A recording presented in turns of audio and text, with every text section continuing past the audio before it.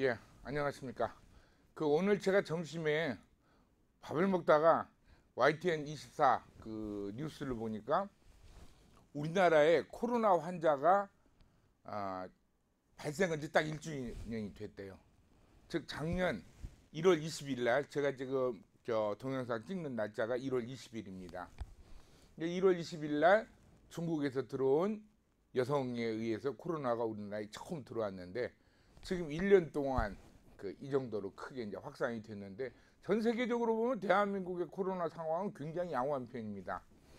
그럼에도 불구하고 뭐 지금 하루 확진자 수가 뭐 300명 이상씩 나오는 거 결코 그것이 작은 숫자는 아니기 때문에 뭐 많은 비판적 시각에서 현 정부의 코로나 대응에 대해서 비평을 하기도 하고 그렇습니다. 그 분야는 전문가들에게 이제 맡겨놓고 저는 오늘 여러분들에게 송명이하고 두 줄기, 즉 주작과 양명학이 어떤 배경 속에서 등장을 했고 우리가 또 사회적 배경만을 또 얘기할 수는 없잖아요. 어떤 무엇이 드러나려면 외면적인 원인도 있지만 또 내면적인 어떤 본질적인 원인도 있습니다. 그 두 원인은 무엇이고 그 다음에 송명이학이 송대와 명대, 나는 참 이상한 것이 뭐냐면 송원명이거든요. 근데 원대 철학이 특색이 없긴 해요. 근데 어느 누구도 송원명 이학이라고 안 해요. 송원명 유학이라고도 않고 또 성리학을 얘기할 때 원대 철학 대표자로서 허영이나 오징이나 정욱 같은 사람이 있는데 어느 누구도 그 사람을 잘 얘기를 하질 않습니다. 그래서 왜 송원명 철학이라고 하지 않고 송명 이학 혹은 송명 유학이라고 얘기만 하는가? 응? 그 점에 대해서는 저도 이제 상당히 의아하게 생각하는데 강의를 하기 전에 제가 이제 여러분들에게 좀 얘기하고 싶은 건 뭐냐면 중국 사람들이 문자를 한자로서 즉 자기 나라 한자로서 역사를 기록하다 보니까 철저하게 중화주의적 입장에서 역사를 사실대로 얘기하지 않고 역사를 왜곡시켜서 평가한 부분이 많아요. 여러분들 지금 제가 방금 얘기하는 것도 송대에는 육구연과 주자는 걸출한 유학자가 나왔지만은 원대에는 아무런 특색이 없냐. 제가 특색이 적긴 적다고 하지만 그래도 원대 유학의 특성이 있어요. 원대 유학의 특성이 뭐가 돼요? 어떤 사람은 주륙 절충론자라고 해가지고 뭐 육구연 철학과 주자 철학이 그때 뭐 통합이 됐다 그러는데 난 거기에 대해서는 그런 주장에 대해서는 저는 동의하지 않습니다. 그런데 원대 유학에는 원대 유학의 가장 기본적인 성격이 주작이에요. 근데 육구연 즉 심학과 때 배타적인 입장을 잘 견지를 안 해요. 남송 때나 명대 때 그러면 어때? 심학과의 적극적인 대립적인 입장을 취하잖아요. 근데 원대는 그런 모습들이 없습니다. 왜 그러느냐? 원대가 철저하게 실용주의적 입장과 실천주의적 입장을 갖고 있어요. 그래서 어떤 사람은 뭐라고 하냐면 원대 유학을 주류 화해론이라고 얘기하는데 제가 보기에는 그런 주장은 너무 극단으로 나간 것 같아요. 왜? 화해하면 양쪽 두 이론을 비빔밥처럼 팍 섞어 놓았다고 생각하기 쉽거든요. 근데 원대 유학이 과연 그렇느냐? 그렇지는 않아요. 원대 유학이 뭐예요? 주자학 중심은 주자학 중심입니다. 그러나 육구연은 심학과 배척적인 입장을 띄어지지 않았다는 거. 또 하나는 실용주의와 실천주의를 강하게 드러냈다는 거. 원대 유학의 특성을 어때요? 나타낼 수 있죠. 근데 아예 언급도 안 해보잖아요. 아예 언급도. 철학사에서 원대 유학을 얘기한 사람도 거의 없어요. 응? 그래서 우리가 이제 제가 이제 오늘 이 시간에 얘기할 거, 즉 송명이하고 두 줄기, 즉 주자학과, 그 다음에 양명학이 어떤 시대적 배경 속에서 태어났느냐. 그것도 하나 재밌는 건 뭐냐? 둘 다 맹자학을 종사로 얘기하는데 주자는 성중리를 얘기하고 양명은 심중리를 얘기해요. 근데 성중리와 심중리가 다 어디서 왔냐? 맹자의 성선설에서 왔대요. 그럼 누가 둘이 서로 잘못 이해하고 있는가? 이런 문제들이 발생할 수가 있죠. 그래서 제가 여러분들 이제 대학원생이다 보니까 송명이학 전체를 개수할 수는 없고 여러분들과 송명이학의 가장 핵심적인 내용 몇 가지를 얘기하고 그 다음에 송명이학을 제가 강의하면서도 항상 지금까지 거기에 대해서 해결하지 못한 의문점들이 몇 개 있어요. 그 부분을 제가 여러분들에게 한번 소개를 하면서 여러분들의 생각을 한번 27일 날 줌을 통해서 여러분들과 한번 의견을 교환해 보고자 합니다. 그래서 오늘 제가 여러분들에게 15분씩 6개의 동영상 강의를 제가 편집을 해가지고 여러분들께 보내드릴게요. 그러면 여러분들이 그걸 들어보시고 제 얘기에 대해서 동의를 하신 분들도 좋고 동의를 하지 못하겠다 이런 부분들은 27일 날 줌 그때 이제 토론 시간에 여러분들이 저한테 이견을 제시해주면 저도 제 생각을 여러분들에게 솔직담대하게 얘기하면서 한번 서로 교집합을 이룰 수 있는 영역이 있는가 이런 것들을 한번 논의해 보도록 하겠습니다. 지금 이제 작년 3월부터 비대면 강의가 시작이 됐죠. 이제 비대면 강의가 시작이 되다 보니까 이제 저는 항상 이렇게 동영상을 띄워가지고 LMS로 않고 동영상으로 띄워가지고 학생들에게 그 강의를 제공을 했었습니다. 그래서 보통 15분 강의, 25분 강의를 했더니 컴퓨터가 과부하가 걸려가지고 25분 강의는 놓던 것은 파일이 없어져 버렸어요. 가다가 먹통이 돼버려. 그럼 방금 했던 얘기 또다시 얘기하려면 사람 미쳐요.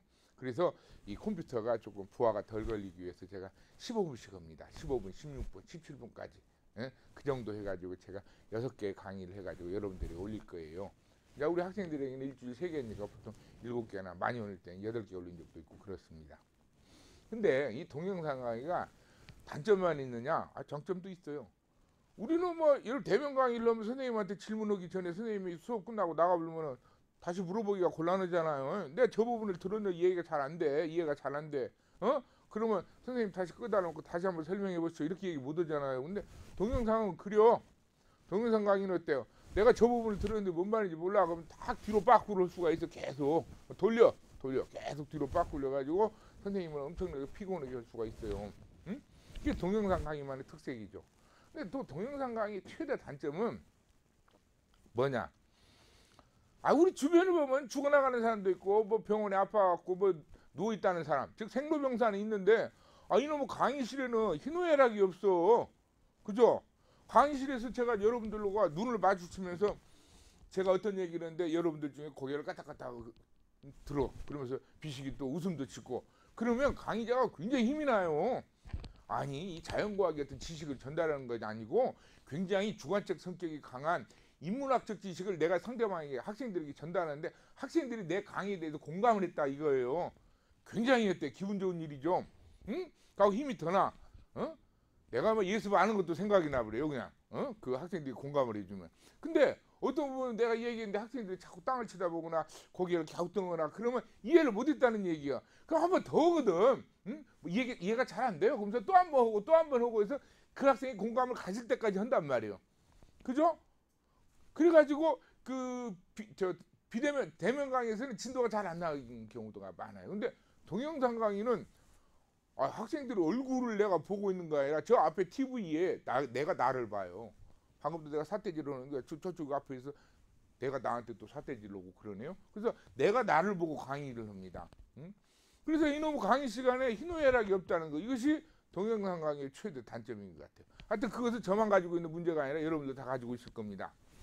자, 제가 먼저 이 강의를 시작하기 전에 여러분들이 질문을 한번 던져볼게요. 성리학은 왜 송대에 부활했는가? 그 이전에는 부활하지 않았는가?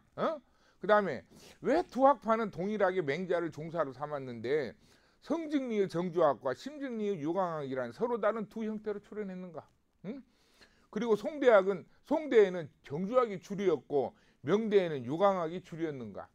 여러분들 송대 때 육구현이 있었다고 그러지만 육구현과 주자 학파의 성세를 보면은 이거 참말로 포크레인 앞에서 삽질한 것이요. 주자가 포크레인이라면 육구현은 삽질이에요. 삽질. 그 정도로 세가 미미했었어요. 주자 생존 당시에 육구현이 주자보다 8살 어려요. 그러다 보니까 육구현하고 주자하고 둘이 대화하는 문집 내용들을 보면 육구현이 굉장히 도전적이거든. 왜 도전적이냐? 육구현이 소수요. 그 다음에 주자는 어때? 기득권이요. 그리고 큰 학파를 이루고 있고. 그러니까 육구현이 어때? 도전적인 입장에서 날카롭게 했대요. 도전적인 입장에서 주의 얘기했대. 달려듭니다. 근데 주의를 가보면은 아오도 그렇고 백록동 서울에서도 그렇고 주의가 계속해서 했대요. 육구현의 입장을 들어주는 편이요. 나중에는 완전히 이제 갈라지지만은 여러분들 거단 합장.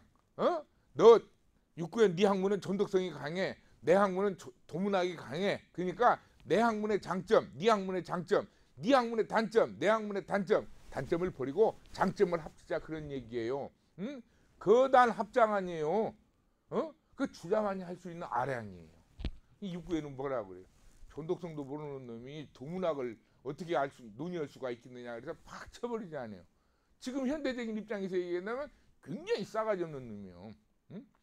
내가 저 석사 논문을 육구연의 그 심증기를 가지고 쓰긴 썼어요. 근데 육구연의 심증기를 가지고 제가 논문을 쓰다 보니까 주자 같대요. 옆에 주변 그 자료로 많이 들어오잖아요. 근데 주자가 학설을 얼마만큼 잘 이해했느냐 못 이해했느냐 그것도 두 번째 문제고, 둘과 대화에서 주자가 굉장히 관용적인 입장을 취해요.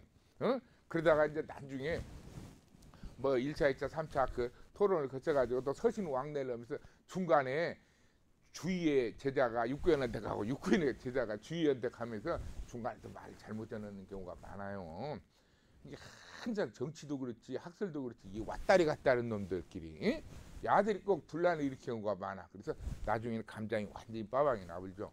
특히 무국 태극 무국 논쟁에서 거기에서는 육구연이가 자기 형 육사산이 바통을 이어받아고 주의하고 논변을 벌이잖아요. 거기서 굉장히 감정이 상해버려요. 응? 그래서 나중에 육구연이가 죽었을 때 주자가 문안을 가긴 가지만 뭐라고 그래요? 고자가 죽었구나 그러잖아요. 응? 육구연의 그 심증이를 심을 긴 심을 리로 봤기 때문에 이것은 뭐예요? 성무선무학설을 주장한 고자학설과 똑같다고 해가지고 고자가 죽었구나 완전히 비아냥돼 버리잖아요. 뒤에 가서는. 그러나 중간에 육구연과 주자가 처음 만나고 중기 때까지는 육구연이 굉장히 좀 양보적인 그런 자세를 취한 건 사실입니다. 그리고 명대에는 어때? 주자학이 아니라 명중초기까지는 어때? 완전히 주자학 천하예요. 양명학은 중기 이후에 등장한 것이란 말이에요. 진원장도 역시 마찬가지고. 그래서 근데 명대 때는 중초기에는 주자학 중심이었지만 내가 여러분들에게 딱 설명하면 그거예요. 중초기에 수많은 학자들이 다 주자학이었지만 가들은 촛불이요. 근데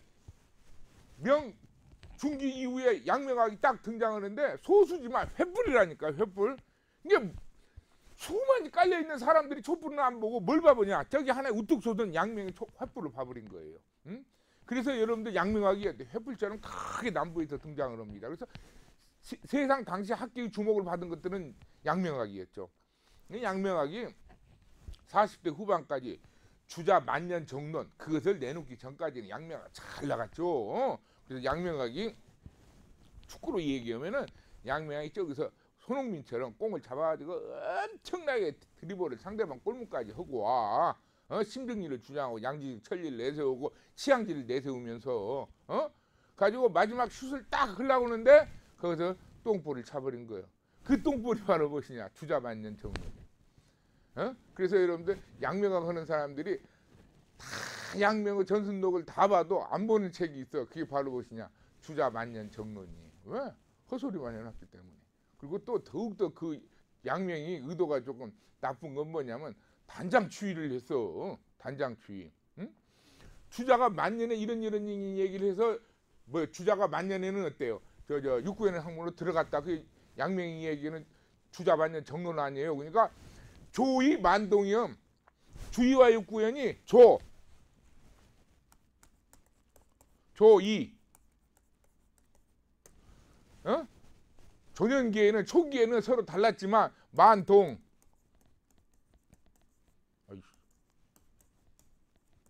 학술의 만년기에는 서로 같아졌다 그런 얘기 아니에요. 이게 주의 만년 주자 만년 이에 관한 만년 정론이란 말이에요. 근데 여러분들 그 주자 만년 정론에 실려져 있는 문헌들을 봐봐요. 거기에 중기 것도 있어. 또 중기 것이 한두 편이냐 많아. 그리고 편지가 상당히 긴데 양명이 편지에서 주의가 심증이라는 말을 많이 하는 경우가 있어요. 그 부분을 쏙 잘라가고 그거 딱 쓰면 전형적인 단장추위죠. 내가 봤을 때는 그 도덕적으로 지금으로 얘기하면 그 도덕성의 문제로 비난을 받을 수도 있어. 그러니까 주의 만년 정론, 주자 만년 정론 이것은 그냥 손흥민처럼 그냥 한 70m를 단독 드리블로 쭉 해갖고 오다가 골문 앞에서 헛발지른 거예요. 그런 일도 벌어집니다. 하여튼 어떻게 됐건 간에 그 양명이 명대에는 양명 철학이 학술의 주류였던 건 사실이죠. 또 하나가 이제 성증리를 주장하고 맹자를 종사로 삼고 그 다음에 심증리를 주장했다면 정주와 유광은 왜 맹자학을 서로 다르게 이해하고 있는가? 둘 다 서로 다 맹자학 그렇다면 둘 중에 이 두 사람 다 맹자학을 다 오해를 하고 있는가? 아니면 한 사람은 옳게 이해를 하고 있고 한 사람은 유광을 맹자학을 잘못 이해하고 있는가? 이것도 하나 질문사항이 될 수가 있죠. 그 다음에 저를 잠깐 지워볼게요. 자, 우리는 주위의 성정리와 유광의 심정리를 그냥 간단하게 성정리, 심정리라고 얘기하는데 여러분들이 이해하고 있는 성정리와 심정리는 과연 올바른 이해인가? 이것도 한번 논의를 해봐야 됩니다. 그 다음에 질문 마지막. 이것도 이제 제가 강의를 하는 중에 여러분들에게 얘기를 하겠습니다. 요걸 내가 지금도 몰라요. 거경과 경물궁리를 통해서 활용관통이 이루어진다고 하는데 여러분들 이스포에 들어가가지고 주위에 활용관통 딱 쳐보세요. 국내 학술지 논문 몇 편 안 뜹니다. 활용관통만 전문적으로 연구한 논문이 내가 봤을 때는 한두 편밖에 안 돼요. 근데 그것도 보면은 활용관통에 대해 전문적으로 얘기를 쓴 것이 아니라 그냥 주위의 얘기를 그냥 갖다가 옮겨놓은 거에 불과해요. 나는 지금도 주위가 얘기는 활용관통이 뭔 말인지를 몰라요. 그리고 활용관통을 어떤 방법을 통해서 활용관통이 경지에 이른다고 얘기를 하는데 우리가 일반적으로 알고 있는 주위의 경물궁리를 통해서는 활용관통을 할 수가 없어. 여러분들 활용관통에서 얻어지는 지식은 귀납적 방법을 통해서 얻어진 일반화된 지식, 보편화된 지식이 아니에요. 주위가 얘기하는 활용관통은 지요. 알미 극단의 경지에 오르는 경우요. 우리가 그것을 경물이라고 하지 않고 그 단계를 물격이라고 그래요. 그리고 분수질에 대한 이해가 아니라 분수질이 전체에 대한 이해예요. 그러면 우리가 그걸 뭐라고 그러냐? 일반화된 지식이 아니라 지식의 일반성 자체, 진리의 일반성 자체예요. 이건 올 아니면 나싱이에요. 근데 귀납적 방법을 통해서 얻은 지식은 뭐예요? 아주 농후한 개연성, 99.9999까지는 가죠. 근데 일반성 그 자체는 못 가요. 갈 수가 없어요. 그래서 나는 이 경물공유를 통해서 활용관통은 과연 가능한가? 가능하다면 어떤 방식을 통해서 이 활용관통의 경지에 이를 수가 있는가? 그것을 여러분들에게 제가 한번 허심탄회하게 한번 논의를 한번 해보고 싶습니다. 자, 첫 번째 동영상 강의는 마치고요. 다음 동영상 강의 때 제가 본론을 말씀드리도록 하겠습니다.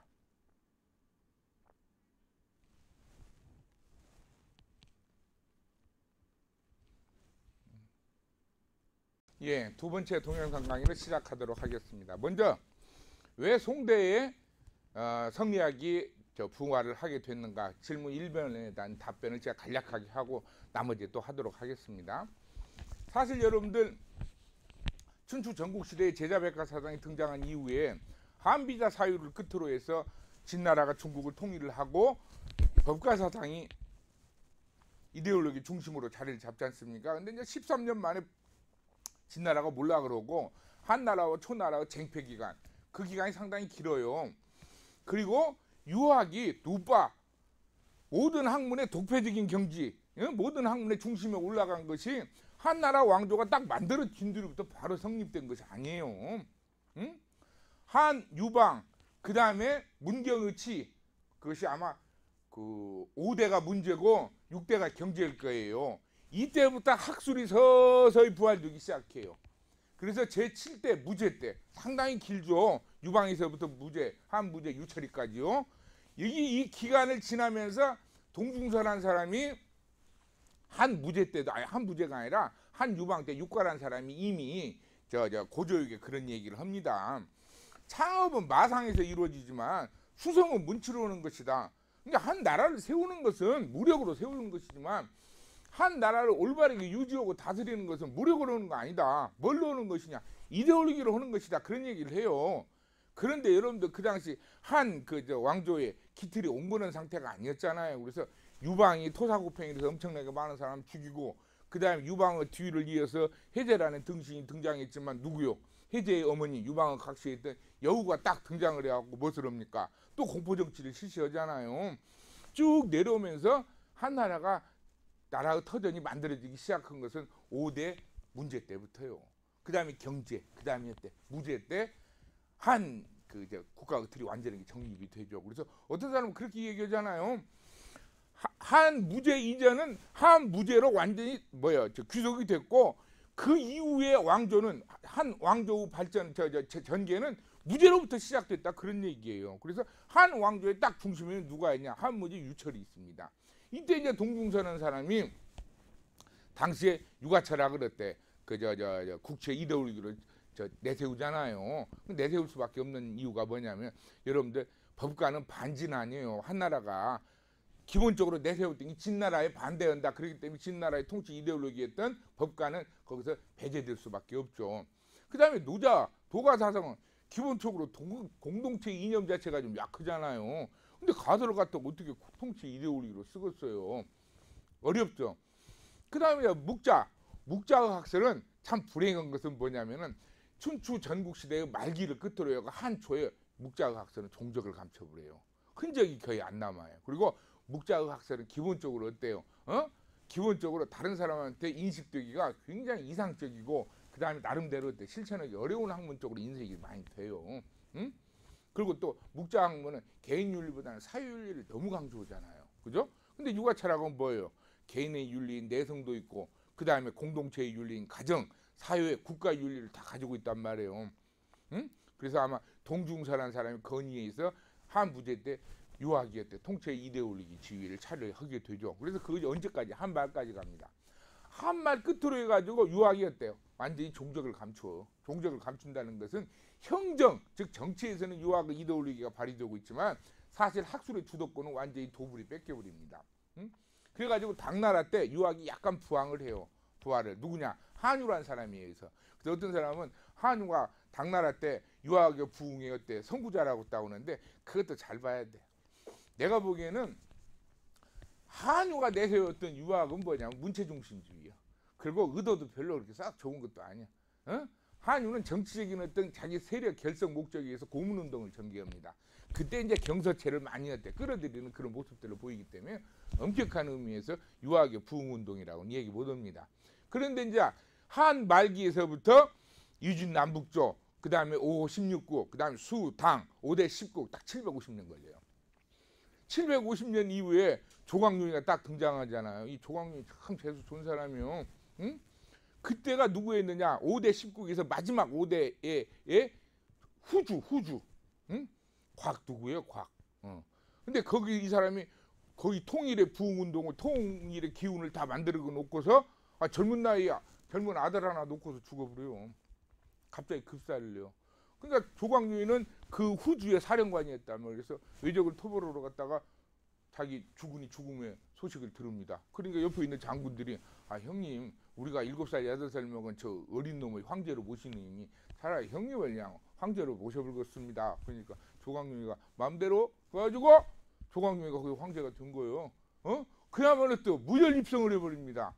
그래서 조광룡이 즉 송왕조가 등장하자 이때 이제 유학이 부흥을 합니다. 그래서 원명청 또 넓게는 동아시아 전체 한국과 누구예요? 일본까지 완전히 유가철학이었대요. 이데올로기 중심으로서 자리를 잡죠. 자, 역사학과 사회학자들은 역사적 시대적 배경에서 그 원인을 찾습니다. 그런데 분명히 역사적 시대적 배경이 있어요. 그거 무시하고 나면은 왜 성리학이 그때 그런 모습으로 드러날 수밖에 없는가 이걸 알 수가 없습니다. 근데 나는 그 하나 의문을 가져. 그러면 춘추 전국시대에 유학 중국의 문화 정신이 유학 하나였냐? 아니죠. 많았어요. 묵가도 있었고 도가도 있었고 유가도 있었고 법가도 있었고 뭐 음양가도 있고 많아. 근데 한 나라를 거치면서 유가가 어때요? 유가가 모든 이데올로기 중심으로서 자리 잡았죠. 그런데 여러분 한때 유행했던 유학의 모습을 잘 알아야 돼요. 한때 유학은 기본적으로 반맹존순이에요.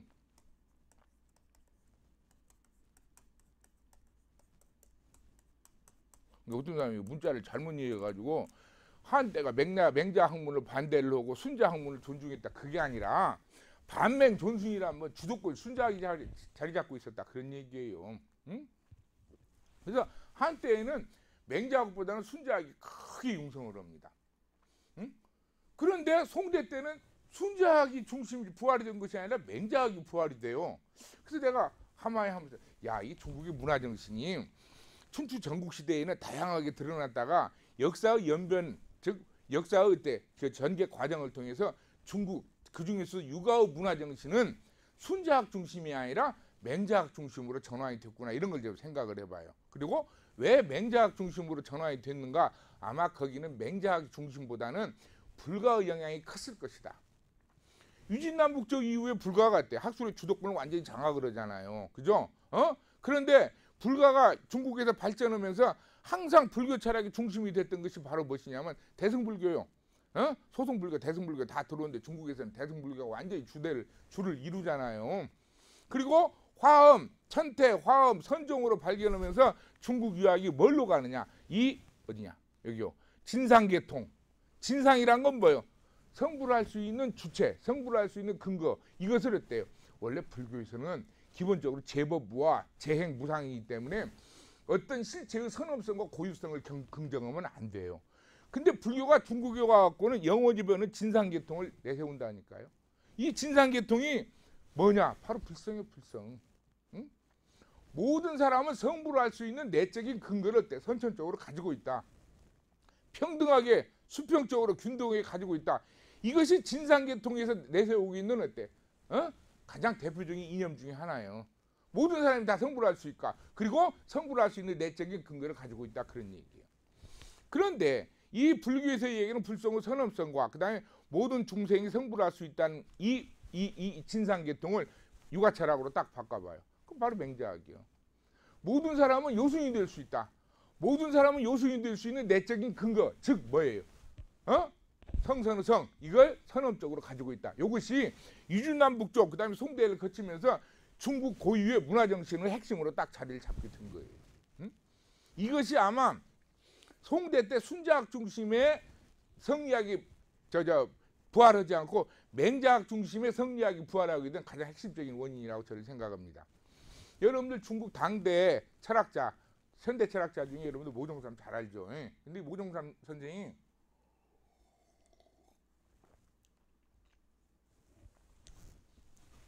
유가 철학에서 잠깐 저를요. 송명이학에서 이 양반이 꼭 무엇을 하냐?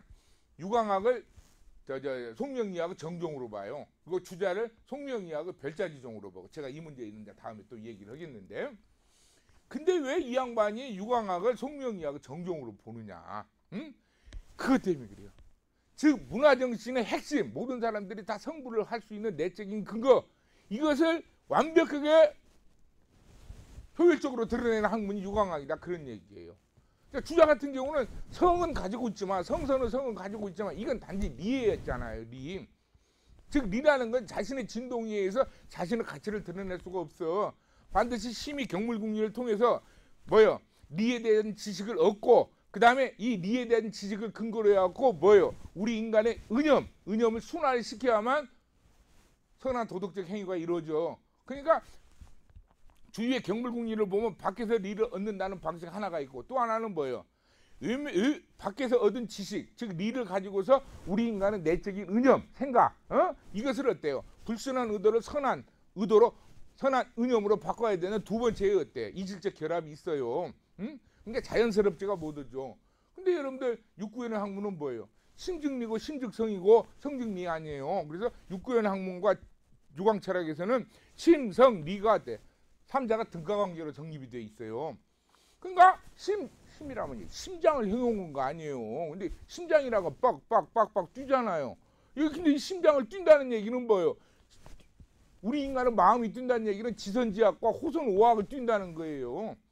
이게 심의 활동은 뭐냐? 바로 지선지학이요. 선을 알고 악을 알고 뭐가 옳은 것이고 뭐가 그런 것을 알고 지시지휘 아니에요.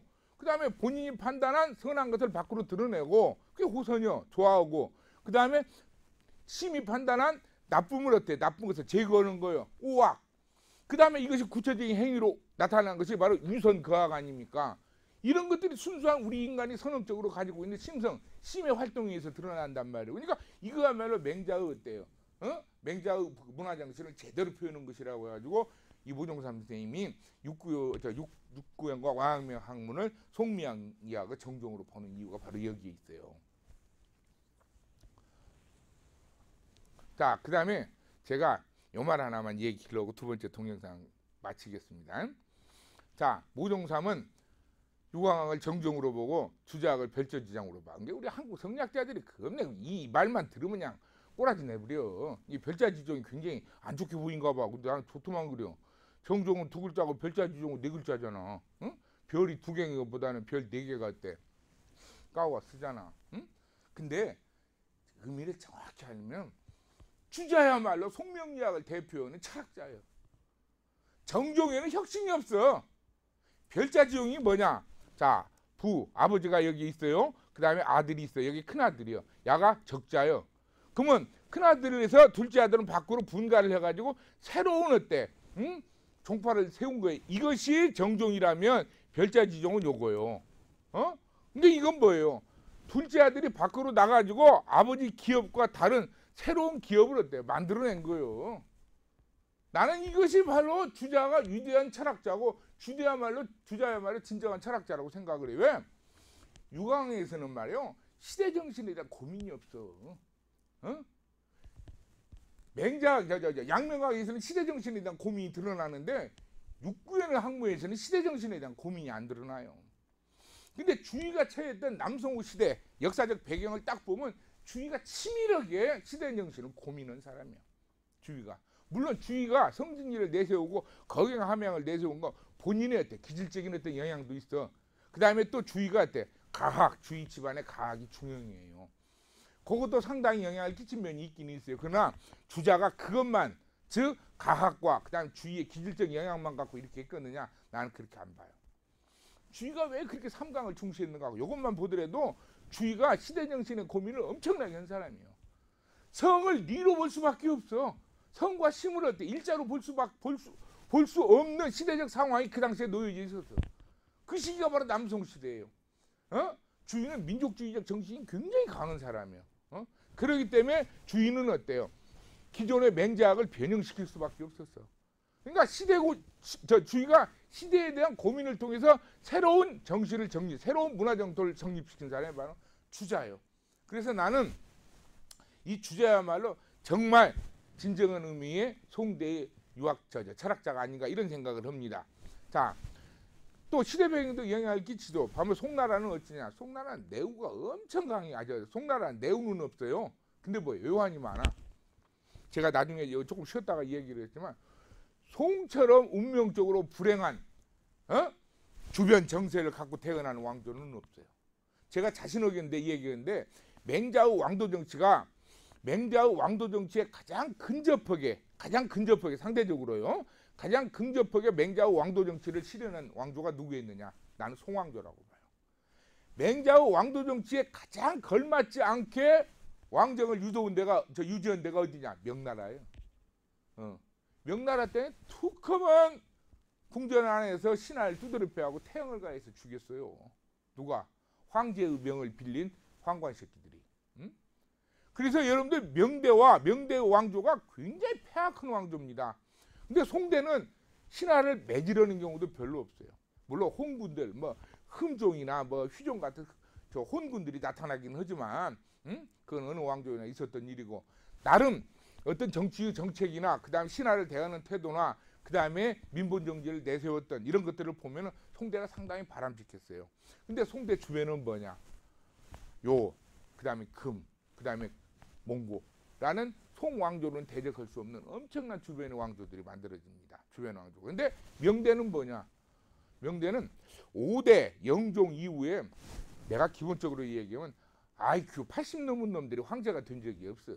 내가 보면. 제일 마지막 17대인가 숭정기에 가난하면 똑똑하고 나머지는 다 무지리지요. 그런데도 불구하고 명대는 뭐냐? 이게 내우는 있었어요. 내우.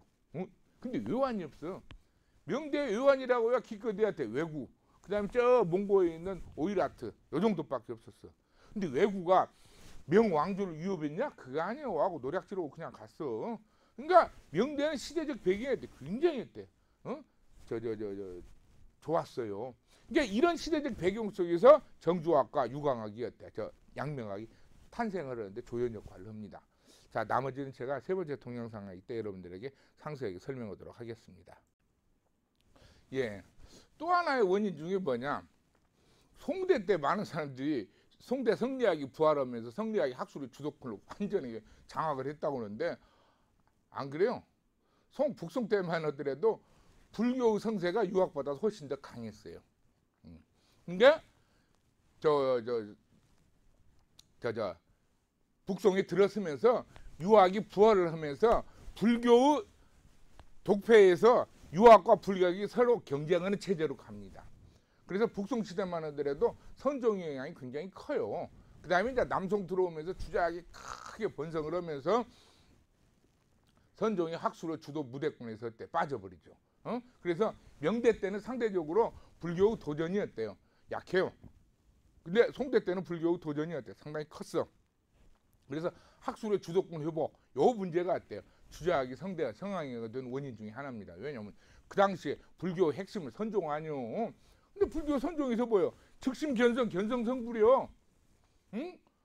네가 심을 바라보고서 심의 본래 모습을 네가 봤다, 깨우쳤다. 그럼 성불한다 그런 얘기예요. 그러니까 모든 것이 어때? 일심에서 다 드러나. 일심이 각 하면 성불이요. 일심이 미 하면 중생이요. 그러니까 이게 뭐예요? 주자가 만약에 심증리를 내세우면 불교의 심성론과 차별화가 안 돼. 여러분들 육구연의 학문이 육구연이 내세운 리가 불교에서 내세운 리 아니요. 육구연이 내세운 심이 불교에서 내세운 뭐예요? 심 아니에요. 성도 마찬가지예요. 그런데도 불구하고 왜 육구연의 학문이 자꾸 아무것도 모르는 우리 한국 성리학자들에 의해서 저건 선이다 선이다 하느냐? 형태가 유사하기 때문에 그래요. 형태가. 응? 형태가 유사하니까 심학을 보면 다 어때? 저건 선악이다고 그렇게 오해를 한 거예요. 응? 그 다음에 이제 주의를 끝으로 해가지고 불교는 학술의 그 주요 무대에서 없어져요. 그런데 이 불교가 학술의 주도권에서 없어지게 된 것이 뭐냐? 주륙 지변 때문에 그래요. 그러니까 옛날에는 유학과 불교가 서로 꽝 부딪혔어. 그러니까 학술계의 주도권 쟁패 이게 누구냐? 유학. 그 다음에 불교. 그러니까 사람들이 학술계의 주도권을 보면 유학과 불교가 두 주축 세력이라는 걸 다 알아요.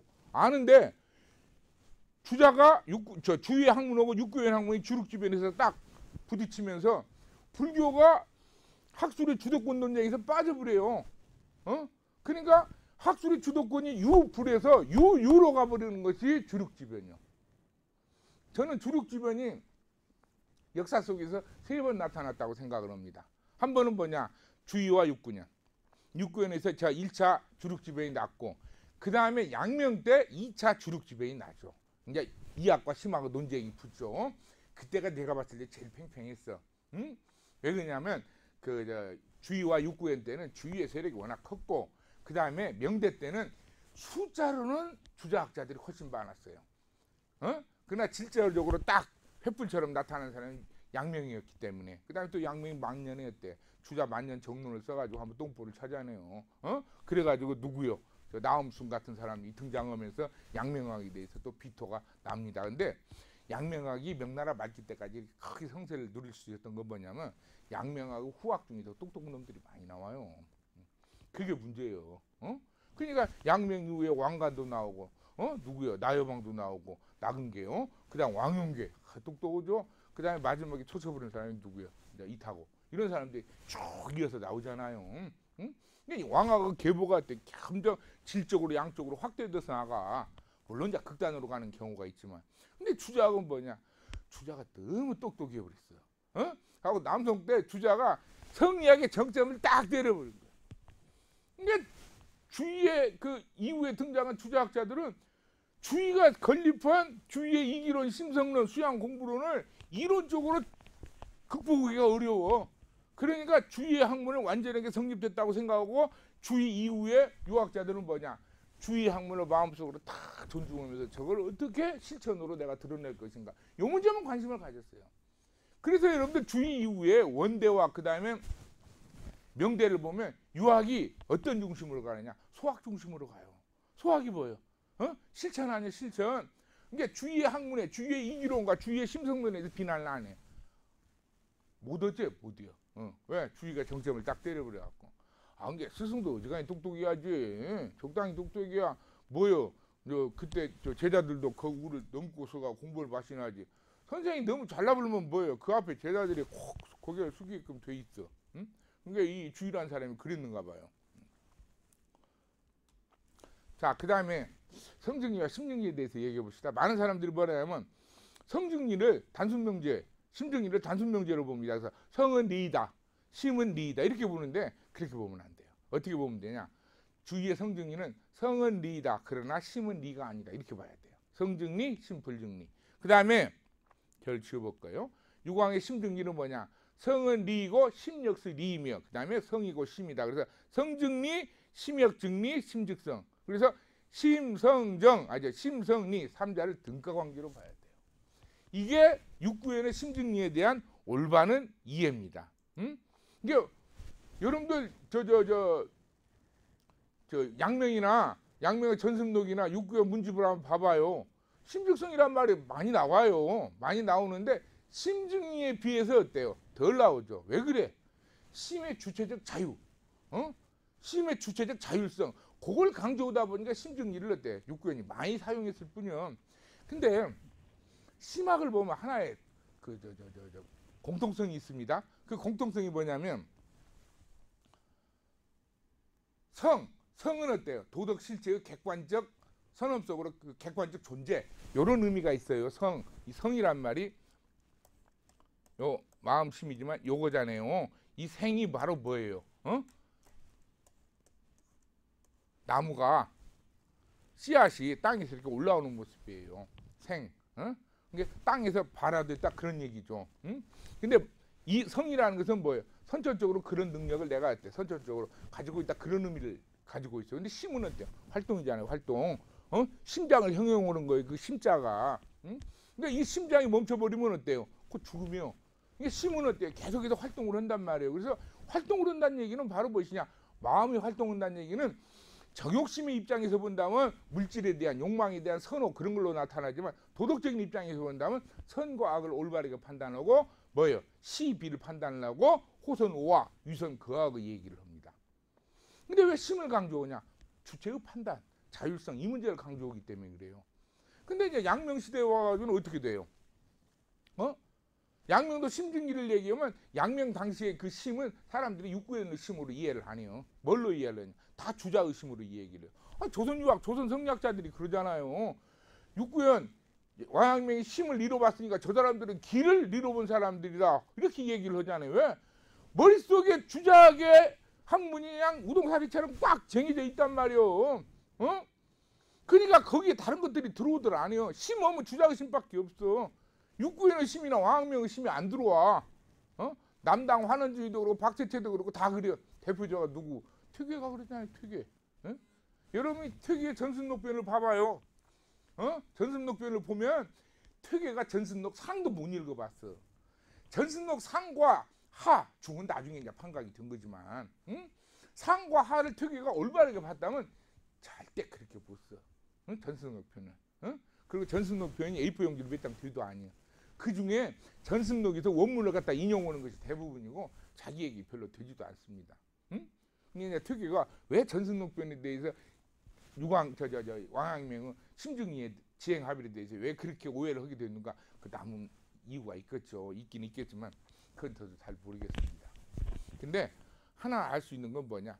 퇴계가 자신이 생각하고 있는 자신이 올바르게 옳다고 생각하는 이데올리기와 다르면 그 이질적 학문에 대해서 경계심이 굉장히 강했는가 봐요. 가지고 퇴계의 그 제자 저번에 퇴계의 제자 왼쪽을 유성룡이 가느냐 오른쪽을 뭐 누가 가느냐 그래서 왼쪽 자리 차지하려고 유성룡 지방과 학봉 김성일 지방이 뒤지게 싸웠잖아요. 그래서 왜 싸웠는가 나는 모르겠는데 하여튼 싸웠어. 근데 학봉 김성일이 문집에 그런 얘기가 있어요. 퇴계가 학봉한테 그랬다 했다는 거예요. 불교라는 책은 아예 봐서도 안 된다. 불교 학문이 어떤 학문인가 알라고 해서는 안 된다 이거요.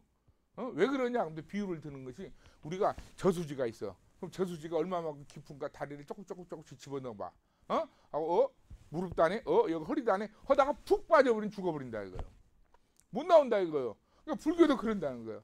불교가 어떤 거예요? 조금씩 보면 불교가 확 매료되고 빠져버린다. 그러니까 절대 봐서는 안 된다.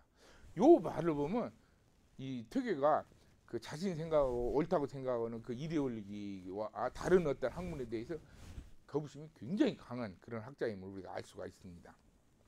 그래서 여러분들이 성증리와 심증리를 이해할 때 단순 명제로 이해하면 안 돼요. 이렇게 복합 명제로 이해해야 성증류와 심증류 본래 모습을 온전하게 이해했다고 얘기할 수가 있습니다.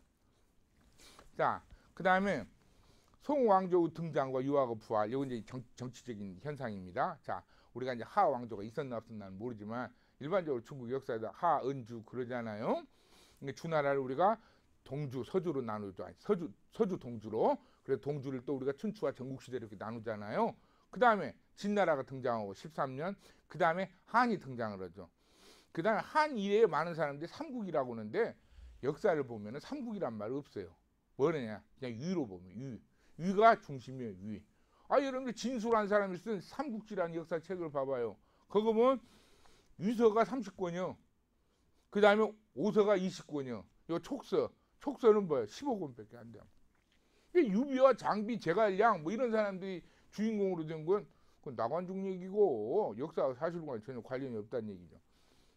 그 다음에 이제 진이 건립이 되죠. 그래서 진이 또 30년 만에 영가은항과 파랑은항으로 막 몰락을 해버려서 저 아래로 내려가잖아요. 건강으로, 동진으로. 그리고 남북조 시기가 옵니다. 그래서 16개 왕조가 만들어졌다고 하는데 제가 보니까 한 23개 정도 돼요. 23개.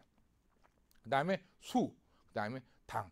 이 아들들을 우리가 역사적으로 이제 관롱 집단이라고 그래요. 관롱 집단은 뭐냐면 이 유진 남북조 시대에 보면은 저 16개 호족들, 즉 오랑캐가 때 왕조를 동진 위에 북쪽에 세운 거 아니에요. 근데 중국에 있었던 이민족들이 이 시기를 거치면서 서서히 한족화돼요. 갖고 이민족들이 한족화된 사람들끼리 군벌을 크게 형성을 하고 있습니다. 이런 사람들을 갖다가 관롱 집단이라고 그래요. 그래서 수나라를 세운 양견도 관롱 집단이고 그다음에 당나라를 세운 이연도 관롱 집단이었어요.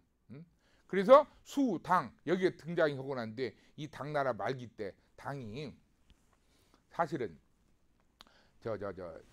누구요?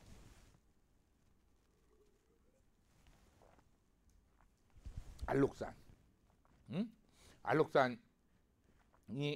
알록산이 난을 일으켰다가 당현종 때. 그 다음에 그거 좀 웃겨. 이게 오랑캐들인 게 그래요. 알록산도 관롱 집단 중에 하나예요. 알록산의 아들 안경서가 알록산 죽여버리잖아요. 그러니까 안경서를 그 알록산의 부장이었던 사사명이 죽여버리잖아요. 이게 사사명을 또 사사명의 아들 사조이가 죽여버려. 그 다음에 이 사조이의 부장이었던 가는 한족이요. 가가 누구요? 가가 또 죽여버려요. 그러니까 자식이 아버지 죽이고, 그 다음에 부장이 군주 죽이고, 그 다음에 자식이 또 아버지 죽이고, 그 다음에 부장이 또 군주 죽이고. 이게 오랑캐 집단에서는 어때요? 호족들 사이에서 흔하게 일어나는 거예요. 한족들 사이에는 그거였대. 명분 때문에 잘 안 일어나는데. 자, 이때 이제 이 안사은안을 기점으로 해가지고 저 당나라 절도사, 우리가 이제 그걸 번진이라고 그러죠. 번진이었대. 독립을 해버려요. 근데 옛날에는 번진을 당 왕조에서 파견을 다 했었어요. 특히 장성 이북 지방에도 그 당 왕조에서 관리를 했는데 이 시기를 기점으로 해가지고 당 왕조에서였대. 번진들에게 관리를 파견을 못해요. 가지고 당 왕조 수도와 가까운 번진들에게만 관리를 파견하고 나머지는 그냥 그 지역 무장들로 하여금 번진을 세우게 합니다. 그래서 당이 절도사 중심으로 완전히였대. 흘러가버려요. 그래서 이 당이 당현종 이후에였대요. 뭐 문정과 같은 나름대로 훌륭한 왕조 나오지만은 거의 어때? 장안 지방을 중심으로 한 조그마한 소국으로 전락을 해봅니다. 그러다가 때 황소운난을 끝으로 해서 주전층에 의해서 딱 이런 놈들이 무서워. 주전층의 이름이 원래는 주온이요. 주온. 근데 황소운난은 황소의 부장이었어요. 이 주온이. 그러다가 황소를 배신하고서 뭐예요? 당나라에 귀의를 해가지고 황소운난을 진압한 사람이요. 그러니까 당나라에서 야 너야말로 당나라의 은인 중에 은인이다. 그래서 정말 완전한 당나라에게 충성을 한 사람이다. 그래서 이름을 전충이라고 그랬어. 근데 야한테 방해해버렸어 당이. 그게 여러분들 정치에서도 말이에요. 주군을 끝까지 모시겠습니다. 아주 극단적인 얘기한 사람이 있지 않습니까? 이런 놈들을 조심해야 해요. 이런 놈들을. 내가 주전충이가 당을 명령시켰다 그 얘기를 듣고서 이거야말로 뒤통수 제대로 맞은 것이죠. 자, 5대 19을 끝으로 해서 송이 건립되는데 여기요. 한 멸망 이후에 송까지 여기까지가 750년이에요. 그런데 중국 역사를 봐봐요. 이 역사를 보면 중국 역사가 호환이에요. 응? 자, 사실 여러분들 주나라도 강조교 호요, 호. 응? 진은 어때요? 호인가 같은가 나 정확히 모르겠어요. 한은 어때요? 한족이죠. 그 다음에 여기 보면 여기도 한족이지만 여기도 한족이죠. 근데 유진남북전은 완전 호천지요. 호. 호. 응? 그 다음에 수당, 호입니다. 5대 19대 소고. 송은 어때요? 한이죠. 원은 호고. 명은 한이고. 청은 호고. 근데 재밌어요. 한족이 왕족 중심이 되면 국수주의, 그 다음에 민족주의를 내세우는 경향이 있어요. 중화사상 입각에서. 근데 호는 개방주의와 국제주의를 내세웁니다. 왜 그래요? 유목민들이기 때문에 그래요. 유목민의 대표적인 특색이 뭐예요? 물 떨어져, 풀 떨어져, 풀 마실 때 말라가면 싹 떠나버려요. 응? 그냥 집까지 떼매고 댕기잖아요, 게르로. 근데 농경민족은 뭐예요? 죽으나사나 거기에 다 버텨 있어. 그러니까 옛날부터 댐이 건설이 된다고 농경민족들은 뭐냐? 얼마만큼 농지를 보상해 줄까? 그 문제 아니라니까. 못 떠나. 근데 유목민족 같은 경우는 어때? 얼마 줄래? 보상비. 미련 없이 떠나요. 응? 저 풀밭이 있고 물이 나온 데다 그러면 어김없이 떠나버려요. 그래서 굉장히 실용주의고 개방주의고 타인의 학문과 타인의 이데올로기에서 개방적인 입장을 취합니다. 그 다음에 문호를 열어요. 국제주의. 그래서 원나라 때 뭐예요? 제1급이 원나라, 저 몽고족이라면 제2급이 생목족 아니에요. 생목이 아라비아 상인들이었어요. 이 개방주의 영향 때문에 그렇습니다. 자, 마치도록 하겠습니다. 예, 네 번째 동영상 강의를 시작하도록 하겠습니다. 그 중국 역대 왕조사를 보면 그 호족들, 변방민족들과 관계사를 보면 서쪽에서 동으로 이렇게 움직입니다. 서쪽에서 동으로 움직여가는 추세를 보여요.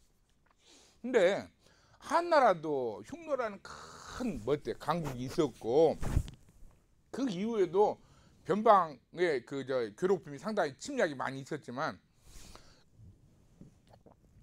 당도 그러고 당의 입장에서 본다 우리 고구려가 변방민족 아니에요. 응? 그래서 고구려 두 번이나 수구 당 두 번이나 쳐들어가고 고구려 열지문덕 그 다음에 누구요? 영계소문현 양만춘이라는 이름은 원래 없었다는데 오늘 갑자기 양만춘이라면 조선 때 갑자기 등장을 해요. 하여튼 어떻게 됐건 간에. 근데 다 이제 그들의 입장에서 본다면 동이니까 이제 호겠죠. 근데 수도 그렇고 당도 그렇고 이 호족의 영향이 있긴 있었어요. 침략이 한도 그렇고. 그런데 중앙군을 동원하면 호족의 침략을 막을 수는 있었어. 근데 송왕조는 등장함과 동시에 주변의 국제 정세가 송왕조 군사력으로 그들을 막을 수 없어요. 기본적으로. 그래서 맹자 형제음행인의 군신의 맹을 통해서 그들에게 조공을 바쳤어요. 한나라도 처음에 여러분들 그 흉노가 많은 사람이 실크로드를 한나라 때 중국 사람들이 개척했다고 하는데 말도 안 되죠. 실크로드란 길은 본래부터 있었어요. 실크로드를 누가 장악을 했느냐? 즉 중국 한 왕조가 장악을 하냐 아니면 흉노가 장악하냐 그 차이 있었어요. 누가 오랫동안 훨씬 더 장악이 했느냐? 흉노가 장악을 했었대요. 흉노의 땅이 중국 국토보다 서너 배 정도로 넓어요. 엄청나게 넓어요. 카자흐스탄 고원도 흉노였고 짜오 파미르 고원 일대도 다 했대요. 저 흉노에 있었습니다. 그래서 여러분들 한유방 이전에 흉노 중에서 아주 위대한 선우가 있었잖아요. 그 두만이요. 이 두만을 죽여버리고 자기가 선우가 된 사람이 묵돌 아닙니까? 이 묵돌하고 한유방하고 붙어. 한유방이 포위되어버리잖아요. 한유방이. 가지고 누구한테 돈 주냐? 묵돌의 연지는 이제 그 선우의 애첩들이에요. 애첩들인데 한자로 연지라고 그러더라고. 연지. 그 사람한테 돈을 줘가지고 포위망을 풀어막고 들어와요. 그래가지고 나중에 유방이 죽고 난 뒤에 그 한 묵돌이 그 유방이 아내였던 여후 아주 누구예요? 특천무보다도 훨씬 더 강한 힘을 가진 여자 아니에요? 서책을 보내 갖고 야 네가 없는 것으로 너와 나의 있는 것으로 너와 나 없는 것을 보완을 하자. 완전 지금과 성희롱이요. 응? 너 없는 거 뭐요? 남편 없지 않냐? 나 없는 거 각시가 없다 이거. 너 있는 거 뭐냐? 아내 있다. 나 있는 거 뭐냐? 남편이 있다. 그러니까 있는 것으로 없는 것을 보완하자. 이 얘기는 뭐예요? 너 내 거 돼야 그런 얘기요. 너 내 와이프 돼야. 일국의 최고의 그 황후한테 그런 성희롱을 묵돌이해요. 그 정도로 한대가 어때? 흉노한테 꼼짝을 못했어. 그래서 문제 경제 때를 거쳐서 이 뭐예요? 흉노가 동서로 나눠져요. 또 남북으로도 나눠지고 분열이 되죠. 그 다음에 한은 어때요? 군사력을 갖춰 왕조 위험을 이제 만들기 시작해요. 그래서 7대 무제 때였대요. 흉노를 칠 수 있는 군사력이 만들어집니다. 이제 그렇게 되는 것이었어요. 그래서 근데 송나라는 딱 만들어지자마자 뭐냐? 주변에 서하 탕쿠트요. 그다음에 요, 그다음에 금, 그다음 몽골. 송 왕조로서는 어찌해 볼 수가 없는 아주 강적들이 나타나요. 그다음에 또 하나는 뭐냐? 송 조광윤이가 송이라는 왕조를 내세우면서 750년 동안 역사 혼란기를 쫙 문신들을 통해서 한번 살펴봐. 왜 그러느냐? 딱 내세우면서 이 사람들이 내세웠던 게 뭐냐면 하극상이에요. 하극상. 즉 아래 신하가 계속해서 왕을 어때?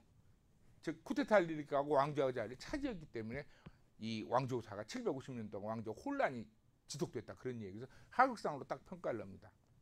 그래서 하극상을 뭐예요? 극복할 수 있는 이념, 그것을 뭐냐? 한나라 때 삼강이라는 게 만들어졌지만 함강은 육아가 아닙니다. 그 완전히 법과 거예요.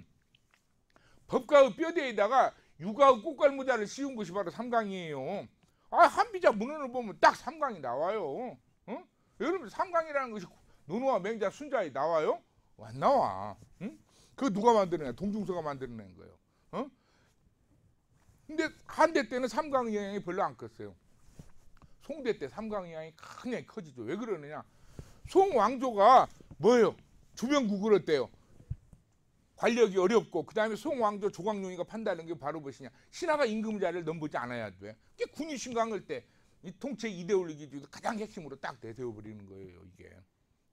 그리고 또 문치주의를 내세웁니다. 그래서 번진들을 전부 어때요? 무신에서 문신으로 바꿔버려요.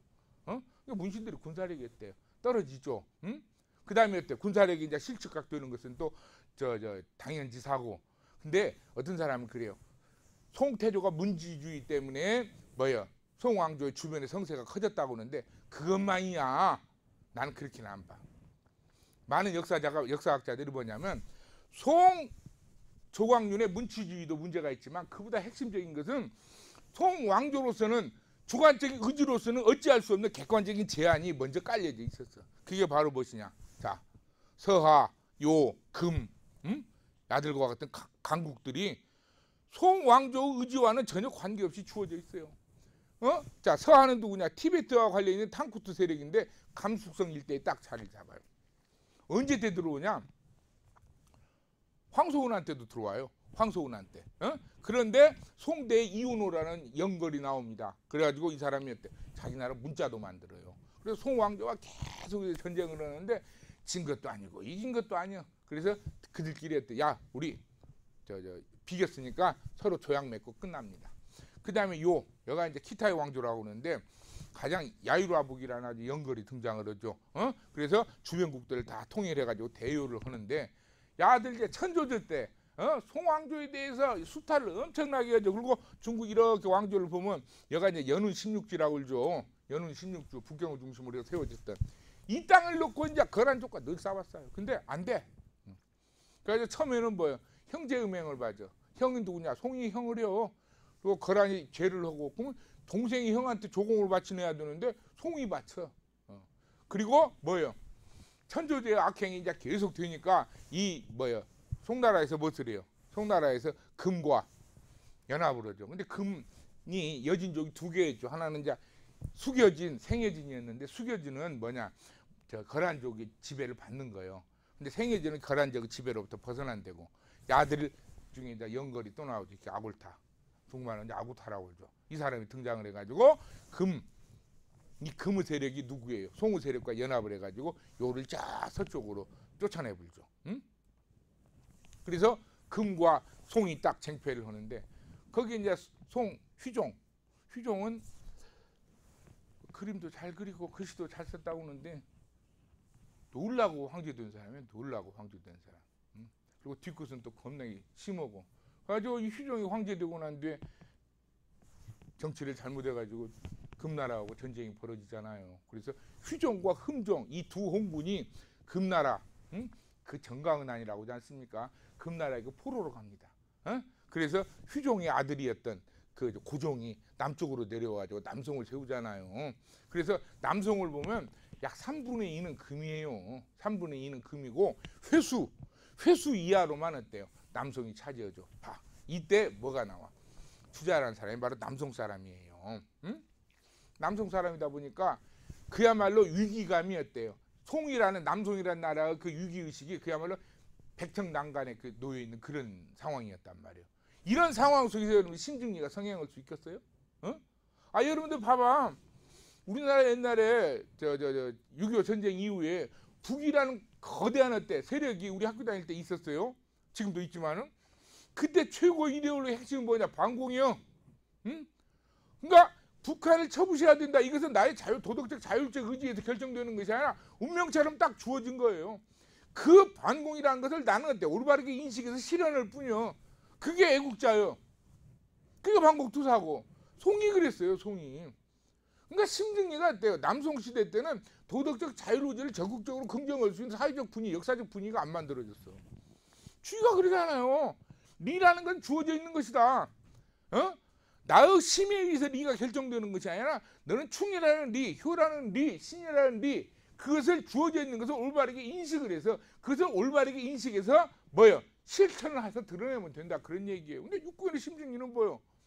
국가에 마땅히 충성을 해야 되느냐 안 해야 되느냐 어떤 방식을 해야 되느냐 이 모든 것이 나의 도덕적 자율의지에서 결정이 된다 이 말이에요. 이게 남성과 같은 절대 정령의 그런 상황 속에서 육구엔의 심증리가 성행할 수 있거든요. 그런 얘기예요. 아니 주위의 성증리 학문이 주위 생존 당시에는 유학이라고 그랬어요. 유학 가지고 오직 하면 남성 시대에 과거 시험을 보려고 하면은 미리 서약서를 받아. 너 주위의 입장에 의해서 답안지를 안 쓴다. 그 서약서를 낸 사람만이 과장이 들어갔어요. 근데 주위가 죽고 나서 딱 20년이야. 20년 동안에 왕조에서 주위의 학문이야말로 성인의 학문이라 가지고 관학으로 다 거의 관학화가 되버리죠. 그래요. 왜 그리 끝내냐 그런 얘기예요. 주위간에서 성리하고 진수가 남성 입장에서 본다면 통치 이대우의 3년대 아주 적합해. 주위는 또 뭐예요? 학도들도 많고 그다음에 관학의 입장에서 본다면 리는 주어져 있는 거예요. 그러니까 임금이 어떻게 잘못 쓰더라도 임금에 대한 충성은 할 수밖에 없다는 것이 주위의 성리학 체계에서 나타나는 이데올로기예요. 그걸 이용하기에 딱 좋죠. 근데 육구에는 뭐예요? 내 마음이 저놈이 임금 같지가 아니고 군주 같지가 아니고 그럼 안 해도 된다 그런 얘기예요. 그러니까 왕조 입장에서 육구엔의 학문을 지지할 수 있겠어요? 그리고 당시에 지식인들이 유학하면 첫 번째가 우한의식 아닙니까? 그 다음에 뭐예요? 민족의식. 그런 민족이었대요. 저 금족에 의해서 곧 회월될 수 있는 위험성이 놓여 있는데 당시 지식인들이 육구엔의 학문을 굉장히 마음이 편안한 상태에서 받아들일 수가 있었겠느냐고. 안 되는 거예요, 그게. 그 다음에 송나라 때 과거제도가 장점도 있고 단점도 있었어요. 과거 전에 수나라 때부터 본격적으로 실일되는데 수당 때는 거의 대부분 뭐냐면 은음은 뭐예요? 그냥 문벌로 해서 그냥 추천에 의해서 관료가 많이 됐어요. 근데 송나라 때와 완전히 관리들을 어때요? 시험을 통해서 보는데 그 중에 대표적인 게 호명법이 있어. 아주 객관적이었어. 호명법은 뭐냐? 자기 이름을 가려. 그러니까 이름을 쓰고 거기다 종이를 덮어버려. 이게 누가 썼는지를 몰라. 그 다음에 등록법은 뭐냐? 사제지간을 보면 이 사람 글씨체를 보면 누구 건지 안단 말이에요. 그죠? 그러니까 그 옆에 필경사가 있어. 그래서 답안지를 다 베껴. 답안지를 베껴가지고 그 필경사가 쓴 답안지를 가지고서 뭐예요? 과거 시험위원들이 평가를 했어요. 이게 나름 어때? 아주 객관적인 그런 입장을 띄었죠. 자, 근데 문제점은 뭐냐? 선발된 관리에 대한 급료 지급이 지금이 아니라 지급이에요. 지급이 관료가 뻥뻥뻥 3년 만에 한 번씩 막 엄청나게 뽑혀지다 보니까 관료가 많아져요. 봉급을 못 줘. 그 다음에 봉급만 못 주는 것이 아니라 군대를 양성해야 된단 말이에요. 요 나라 금나라가 있으니까. 그러니까 어때? 군사비 지출이 심하다 보니까 관리 이 봉급을 못 주는 그런 현상이 나타납니다. 그 다음에 또 뭐냐, 과거 제도가 관리 등용의 유일한 통로였기 때문에 지원자는 나날이 들고 합격 비율이 줄어. 그래가지고 그때 지금 똑같아. 우리나라의 그 어디요 저 고시촌, 응? 그거와 똑같아요. 맨날 떨어진 사람들, 그거 그냥 고시낭인들이 있잖아요. 고시낭인들, 응? 그런 사람들. 응? 자, 오로지 과거 시험 과목만을 중시하는 경향을 보여하고 다른 분과 학문이 어때? 폭삭 사그랬대요. 지금 우리나라에도 그런 현상이 나타나죠. 공무원 시험 준비만 하지. 공무원은 기본적으로 공복인데 국가에 대한 의무의식, 국가에 대한 어때? 봉사정식은 쥐뿔도 없는 놈들이 공무원만 하려고 그래요. 에이, 그러면 안 되는데. 그들만은 탓도 못하죠. 사회 분위기가 지금 사회가 그렇게 가고 있는데. 자, 사대부 등장과 함께 유학이 이제 부활하는 상황이 만들어지는데, 첫 번째, 도가 불가가 750년 동안 학술의 주도권을 차지했는데 무엇이었냐? 사회 안정에 공헌을 별로 못해요. 못할 수밖에 없어. 도가와 불가는 기본적으로 공동체에 대한 어때 의식이 약해요. 나를 강조하지 우리를 강조하지 않는단 말이에요. 응? 그래서 우한의식과 책임의식이 부족합니다. 근데 송대 사대부들은 뭐냐? 이 유학의 학문은 뭐예요? 기본적으로 공동체에 대한 어떤 의무의식들이 있어요. 그리고 또 송대에서 사대부 정도를 중시하니까 국가에 대해서 어때 우한의식을 스스로 배양하는 그런 측면들이 있습니다. 그리고 우한의식을 가질 수밖에 없는 현상이 뭐냐면 송대 때 태종이 전쟁이 나가고 죽어버려요. 그러니까 외적에 의해서 송나라가 멸망할 수 있다는 그 우한의식이 현실로 다가와 버려요. 송대 유학자들이 어때? 시대정신이 굉장히 강합니다. 그래서 송대 유학이 어때? 부흥할 수밖에 없는, 즉 관료계급과 송대 학자들 사이에 의식이 어때? 딱 결부될 수 있는 그 공감대, 교집합 영역이 상당히 커요. 자, 요것만 하고 제가 또 쉬도록 하겠습니다. 자, 송명이학을 우리가 신유학이라고 하는데요. 송명이학에 대한 여러 명칭들이 있죠. 신유학, 도학, 이학, 성리학, 송명이학. 근데 난 이것보다도 뭐예요? 경주학, 유광학이라는 말이 가장 좋은 것 같아요. 왜냐하면 이학과 심학이란 말은 송명이학을 우리가 이계설로 해갖고 이학과 심학, 주작을 중심으로 해서 이학, 육구행과 왕명, 심학이라고 하는데 그 심학이란 말은 그렇게 협의적으로 규정해서는 안 돼. 동양 차라리 다 심학이야. 도가도 심학이고 불교도 심학이고. 아이, 불교에서는 심이 미 하면 뭐요? 그게 중생이요. 심이 각 하면 성불이고. 생멸물과 진여문이 어디서 나와? 마음에서 나오잖아요. 불교도 심학이라니까. 주자도 봐봐. 성은 가만히 있어. 리어 성지실이라고 그러잖아요. 그죠? 심이 거경함양을 통해서 경물궁리를 하고 그 다음에 성의를 해서 우리의 의념을 어때? 순화시켜야만 도덕행위가 이루어져. 완전 심이 다요. 심이. 성은 그냥 지존의 위치만 찾아오고 있을 뿐이요. 그러니까 심학이죠. 이게 내뿐만 아니라 사실 제가 대만에서 공부할 때 전목 선생은 그래요. 정주학을 심학이라고 부르지 않고 유광학을 심학이라고 부른 거에 대해 굉장히 했대. 불만을 많이 가진 사람이에요. 근데 많은 사람들은 어때? 심학과 유학이란 말을 뭐 그냥 결정된 용어처럼 사용하더만. 그리고 우리나라 양명학 공부한 사람들은 양명학이 성리학 아니래야. 웃겨 죽겠어. 아, 양명학도 성리학이고 다 송명 이학 속에 다 들어가요. 그럼 양명학이 뭐냐면 양명은 양명학이 돼. 근데 양명학을 스스로 고립시키는 거예요. 그게. 양명학도 신유학이고 도학이고 이학이고 성리학이고 송명이학이에요. 알겠습니까? 이 소리를 내가 누구한테 들었느냐? 여러분들 성균관 내 2층 강의를 듣고 성균관 선배들한테 누누이 들었어요. 좀 깨어나봐. 대한민국 동양 철학의 중심지가 성대 아니야? 성대가 좀 깨어나야지. 현대 유학이 맞게. 자, 그 다음에 그러면 신유학을 왜 신이라고 그러냐? 20분 들어가네요. 자, 멈췄다가 다음 5번째 얘기하도록 하겠습니다. 예, 어떤 사람은 신유학은 왜 신유학이냐? 순추 전국시대에 유학이 발생을 했다가 그 다음에 뚝 떨어졌다가 송대 때 유학이 발생했으니까 거의 1000년 뒤에 발생을 했으니까 신유학 아니냐? 그러면 그 뒤에 발생한 유학들은 다 시대만 변하면 신유학이겠네? 예? 그렇게 신유학을 구별하면 어때? 좀 그렇지 않냐? 그래서 지금 당대에도 지금 현대에도 신유학이 있잖아요. 그러니까 그것도 구별하기 위해서 현대 신유학, 당대 신유학 그랬었더만. 맨날 네오 컨퓨시스예요. 그래서 신유학이란 말로 왜 써야 되는가? 그래서 제 나름대로 한번 생각을 해봤어요. 송명이학과 선진유학의 차이점이 뭐냐? 첫 번째가 심성론 중심에서 형이상학으로 발전했다는 것이죠. 왜냐하면 선진유학에 형이상학이 없냐? 당연히 있죠. 선진유학의 도덕 형이상 체계가 공자에서부터 비롯돼요. 미약하지만 공자가 뭐라고 그래요? 그 무슨 표현인지 모르겠지만 사람의 본질은 정직함이야. 근데 정직하지 않고서도 살아있는 건 요행이라고 그래요. 나 공자가 이 얘기를 듣고 처음에는 그냥 그렇게 흘려들었는데 도덕 형이상하고 맹화가 여기서부터 시작됐구나. 내가 그걸 느껴요. 봐, 사람 생명의 본질은 도덕이요. 그러니까 우리 인간은 존재 근거를 도덕으로 규정하는 거예요. 여러분들 그것을 이제 에센스라고도 얘기하는 사람들이 있는데 사실 주자적으로 가면 에센스라고도 얘기 못합니다. 그 송명 이하로 가면. 근데 맹자까지는 우리가 에센스라고 얘기할 수가 있어요. 왜 그러냐면 인간만 도덕으로 규정하거든. 본질을, 속성을. 그죠? 근데 사람이 도덕적이지 정직하지. 이게 정직이 도덕이요. 정직하지 않고서도 살 수는 있는데 주자가 그러잖아. 공자가 마땅히 죽어야 하는데 요행이 살아있는 사람이라고 그러잖아. 그 맹자는 뭐라고 그래요? 무측은 짓이면 비인이라고 그러잖아요. 측은한 마음이 없으면 사람이 아니래. 그게 사람이라는 실제성을 부정할 것일까요? 아니죠. 사람이라는 존재 가치성을 부정하는 거예요. 그러니까 사람이라는 존재 근거를 도덕으로 삼은 거예요.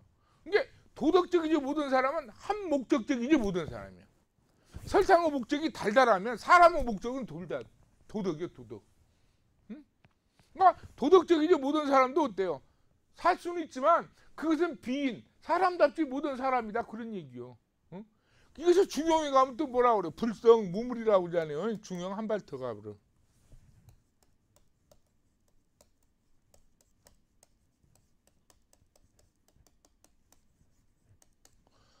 자, 진실하지 못하면 도덕적이지 못하면 존재하지 않는 것이다. 무물이에요. 그러니까 공명에서는 사람만 적용을 시켰다면 제한시켰다면 중용에서는 어때? 우주 전체 만물로 가버린 거예요. 여기서 이제 도덕 형이상학이 어때? 딱 정립이 되죠. 요걸 근거로 해가지고 송명 이야기에서 형이상학이 크게 정립이 되는 것입니다. 여러분도 혹시 제 강의 들으면서 동영상 강의를 들으면 제 말 표현이 사투리가 좀 있어가지고 못 알아듣는 사람이 있어요. 제가 전라북도 남원이 고향이에요. 그러니까 같이 들으세요. 이렇게 모여갖고 전라도 사람 하나를 거기다 끼워. 그래가지고 못 알아들으면 바로 통역을 부탁을 하세요. 제가 서울에서 한 달 이상을 살아본 적이 없어요.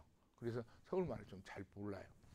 그러니까 심성론에서 도덕 형이상으로 발전했다는 거죠. 두 번째는 공자와 맹자의 심성론 중심에서 중용과 역전이었대. 가세를 하기 시작한 거예요. 사실 중용이 어느 시대 누구에서 만들어졌는가 자사에서 만들어졌다고 하는데 그러지 않을 가능성이 훨씬 더 크죠. 그 다음에 뭐 대학은 말할 것도 없고 주자가 대학을 증자가 마땅히 썼어야 한다는 당위론적 입장에서 얘기한 것이 대학의 증자 자작서를 얘기하면 성균관 저 할아버지들도 긍정하네요. 그 다음에 또 경전의 변화가 노노맹자 중심 순자였죠. 그러다가 중용 대학 역전이 가세를 하고 그 중에 가장 핵심적인 것은 뭐냐면 여기 대학의 경물치주가 수양 공부론의 핵심으로 등장을 해요. 그것이 특성이죠. 근데 대학의 경물치주와 거경이 원래부터 육아철학이 없었냐? 나는 말은 틀리지만 있었다고 생각해요. 뭐냐? 육구연이 얘기하는 발명봉실과 복귀본심은 맹자가 이 얘기하는 반구적이와 그 다음에 구방심이에요. 그럴 수밖에 없죠. 심과 리가 일자로 등장을 하면 모두 양지와 양능의 기능을 갖고 있는데 굳이 밖에서 경물궁리를 통해서 도덕 시비 선악 판단을 구할 리가 없죠. 근데 순자를 봐봐. 순자를 보면 성현들에 의해서 주어진 예의가 도덕 시비 선악 판단의 어때? 근거예요. 그러다 보니까 순자는 뭐예요? 경물치지란 말 안 해요. 경물치지란 말을 안지만 심을 통해서 예의를 인식해라는 얘기를 하지 않습니까? 그리고 심이 예의를 인식해가지고 화성, 치성을 하라고 그러잖아요. 치성 먼저 오죠. 치성, 화성을 하라고 그러잖아요. 그게 주의에서 얘기하는 경물궁리를 통해서 성의를 하는 것과 형식이 유사해요. 많은 사람들이 주의가 성증리를 긍정하니까 주의가 맹자학을 전승했다고 하는데 여러분들 주자철학과 순자철학을 딱 펴놓고 한번 읽어봐봐. 주자의 머릿속에 주자의 영혼을 지배한 사람이 과연 맹자인가 순자인가? 내가 봤을 때는 성증리 빼놓고는 다 순자예요. 주자의 영혼은 누가 지배로 가요? 주자는 순자의 영혼이 지배하고 있어요. 그래서 순자의 허일정이 주자가 얘기하는 거경과 상당히 유사합니다. 응? 그다음 예의에 대한 인식이 주자에서 얘기하는 뭐요? 경물치주와 상당히 유사하려고. 물론 똑같다는 얘기는 아니요. 주자는 성선들을 주장하는데 순자는 성악설을 주장하지 않아요. 그것도 틀리고 그래요. 근데 유사점이 상당히 많다 이 말이에요. 우리가 사서 집주를 보면 주자가 참 빼어나게 잘 해놨어. 논어 집주 잘 해놨죠. 동의하지 못하는 부분도 있고. 그 다음에 뭐 중용과 대학은 사실 고본대학이나 저 얘기 속에 있는 중용 이런 것들은 통으로 편집되어 있지 않아요. 근데 주자가 그거 다 장구를 나누고 그때 해설도 하고 대학은 치지장이 없으니까 격치 보전이라고 그냥 주자가 만들어 놓으잖아요. 그것도. 하여튼 대학과 주자에 대한 리모델링, 대학과 중용에 대한 주의의 리모델링은 정말 잘했어. 물론 이제 왕양명 이제 고분대학을 중시하기도 그랬지만 논어도 잘했다고 나는 봐. 근데 맹자 집주를 보면 특히 어떤 부분에서 양지와 양릉을 설명하는 부분에서 주의의 해석이 참 지금으로 말하면 뭐라고 할까 진퇴양난이요. 왜? 양지와 양릉의 기능을 맹자의 입장에 따라서 온전하게 표현해줘 보면 그러면 거경함과 경물치주를 왜 해? 예? 양지와 양릉의 기능이 심 속에 우리 마음 속에 본성 속에 다 갖춰져 있는데 그러잖아요. 그래서 그 양지와 양릉의 그 작용을 갖다가 주자가 온전하게 다 표현하기도 그렇고, 그렇다고 양지와 양릉이 그 문헌적 구조를 주자가 곡해하기도 그렇고, 그래서 주자가 양지와 양릉을 설명하는데 참 애썼겠다는 생각이 들더라고요. 자, 이것이 이제 북송 시대에도 그런 시대 정신이 있었지만 남송 시대하고 주의가 찬 상황, 아까 제가 얘기를 했죠. 회수 이북은 금이 지배를 하고 있다니까요. 회수 이남만 어때? 송이 지배를 해요. 이때 주자가 가지고 있는 시대 정신. 첫 번째는 뭐냐? 학수로 주도권 회복. 이것은 주자뿐만 아니라 송대 유학자들이 다 해요. 육구연도 마찬가지예요. 그래서 어떻게 하냐? 선악과의 차별화, 선종과의 차별화, 심의 극대화를 어때? 긍정할 수가 없어. 그 다음에 국가정신 실현, 삼강. 주자가 삼강을 뭐라고 하느냐? 역의 세 개의 의미에서 불역이라고 그래요. 여기에 첫 번째 의미가 뭐예요? 간역 아니에요? 간단하게 천지만물의 변화 원리를 설명한다. 변역. 여기에 두 번째 의미가 변역이에요. 세 번째가 변한다는 원리는 안 변한다는 불역 아닙니까? 불역의 원리가 있어. 근데 주자가 뭐냐? 삼강이야말로 여기에 세 가지 의미 중에서 불역에 해당된다 이 말이에요. 다른 건 다 변해도 삼강은 변해서는 안 된다. 여러분들 논어와 맹자를 잘 읽어봐요. 군의신강이 어디가 있고 부의부강이 어디가 있고 부의장강이 어디가 있어? 군의신강은 임금이 신하의 별이가 된다. 이거 뭐예요? 투막을 확 뿌리면 그 근본이 된다 그런 얘기 아니에요. 근데 삼강은 기본적으로 윤리의 속성을 어때? 갖추고 있지가 않아. 윤리는 뭐예요? 첫 번째가 평등성이요. 두 번째는 순고성이요. 내가 너에게 마땅히 무엇을 어떻게 해야 된다는 의무를 인식할 수 있듯이 너도 나에게 마땅히 무엇을 어떻게 해야 된다는 의무를 인식할 수 있어야만 너와 나 사이에 윤리적 관계가 형성이 돼요. 이게 동물들이나 식물들을 이런 윤리적 관계 형성이 안 돼. 오로지 사람과 사람 사이에만 윤리적 관계가 형성이 돼. 그래서 윤리가 사람 인자가 붙지 아니에요. 그게 사람과 사람 사이에서 마땅히 있어야 법칙이 바로 윤리요. 그럼 어린아이 잠재력을 인정해 주는 거예요. 치매 걸린 노인 옛날에 했잖아. 그걸 인정해 주는 거예요. 동식물은 안 돼. 근데 이제 환경윤리에서는 왜 그러냐? 인류의 영속 발전을 해야 되는데 인류의 영속 발전에 심대한 위기가 왔어. 우리가 자연이라는 무대를 떠나가지고 인류의 발전, 인류의 삶을 조금이라도 영위할 수가 있어요? 어느 갑자기 지구에서 산소 싹 없어지면, 공기 싹 없어지면 여러분들 우리 몸에 나 있는 수많은 구멍 중에서 다 배설이 돼서 죽어버려요. 그러니까 안 돼.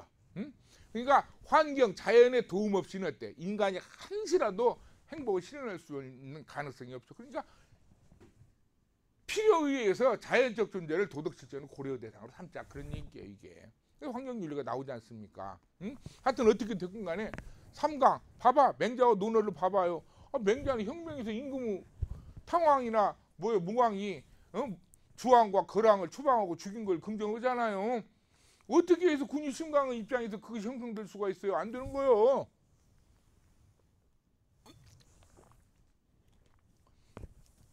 공자도 그러잖아요. 정도로 섬기다가 안 되면 떠난다고 그러잖아요. 그래서 논어고 맹자를 보면 불사이군의 정신은 없어. 응? 여러분들 뭐 저 정몽주가 불사이군하고 성삼문이 불사이군했다고 하는데 글쎄 누구를 위해서 불사이군했는가는 몰라. 나는 개인 윤리로서 그 성삼문이나 정몽주의 그 절이 정신을 표장하고 싶어. 그런데 사회윤리로서 그거 내세워서는 안 돼요. 여러분들 삼강 같은 거 봐보세요. 삼강 같은 거 보면 철저하게 통치자 중심이요. 맹자의 혁명설은 철저하게 통치자에게 불리한 거예요. 그죠?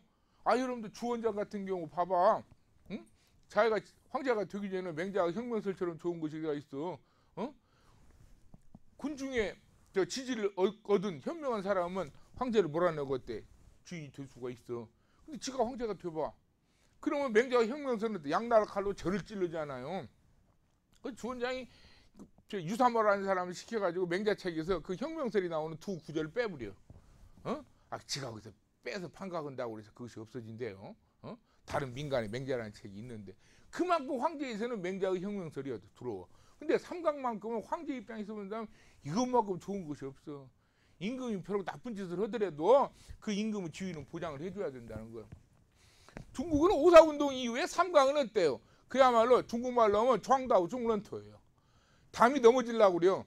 넘어지려고 하니까 사람들이 와서 담을 못 넘어지게 막아주는 거야. 넘어지려는 게 확 밀어갖고 그냥 엎어버리는 거예요. 응? 그런 대접을 봐도 중국에서 삼강이 없어져 버려. 근데 우리는 뭐예요? 일제 대한민국 이제 조선이 망하려고 하니까 일본이 딱 우리를 침략하면서 무엇을 하느냐. 그래요. 비록 이민족이 지배하더라도 황제의 권리는 존중해줘야 돼. 그 삼강에서 그러잖아. 그래서 삼강이 또 크게 강조가 돼요. 이승만 정권 이후에 어때요? 정당성을 확보해주면 군사정권이 계속 들어오잖아요. 그러면서 삼강은 또 강조가 됩니다. 삼강이 국가의 윤리에서 빠지기 시작한 게 김영삼 정부 때부터예요. 문민정부 때부터. 이게 성균관에서도 삼강이란 말 안 해야 하는데 지금 너무 삼강 오륜이라고 빳빳이 써놨어. 시대정신에 맞지도 않는 윤리 강령을 써놔. 그것도 모르긴 머릿속에 진중권이 말대로 그냥 우동사리만 들어갔고. 오륜이야말로 수평적 윤리 아닙니까? 응? 이 시대에 그것은 더욱더 확장시키고 다시 재정립을 해야 돼요. 삼강은 이제 빼내고 없애버려야 하는데 아직까지도 그냥 그것을 이제 삼강이라는 그 꿀단지에서는 이제 꿀도 안 나와요. 뭔만 나오냐? 물도 안 나와. 그래서 성균관 여러분들 대학원생들 삼강이라면 어디 가서 하지 마세요. 자 이러다 보니까 그 다음에 주인은 또 경물궁리를 통해서 무엇을 하느냐? 도덕 시비 선악 판다가 객관성을 회복하려고 그래요. 제고하려고 그래요. 봐봐. 맹자의 복기본시 방구적인 구방심을 통해서 양지 양능에 의해서 도덕 시비 선악을 판단한다. 해봐요. 나도 도덕적 양심에 의해서 근거한 판단, 너도 도덕적 양심에 의해서 판단한 그 가치 판단. 근데 뭐예요? 드러난 도덕 가치 판단은 모두 다 선을 지향한다고 하더라도 드러난 양상은 다를 수 있잖아.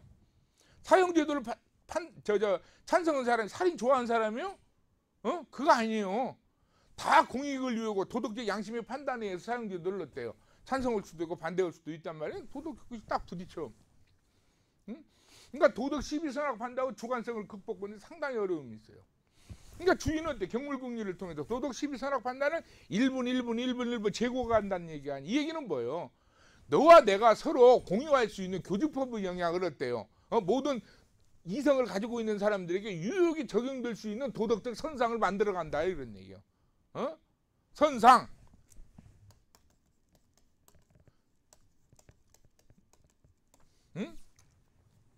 교집법을 많이 확보하고 있는 그런 어때? 선의 형상을 확보해 간다 그런 얘기예요. 이게 도덕 시비 선악 판단은 어때요? 객관성을 회복하자 그런 얘기예요.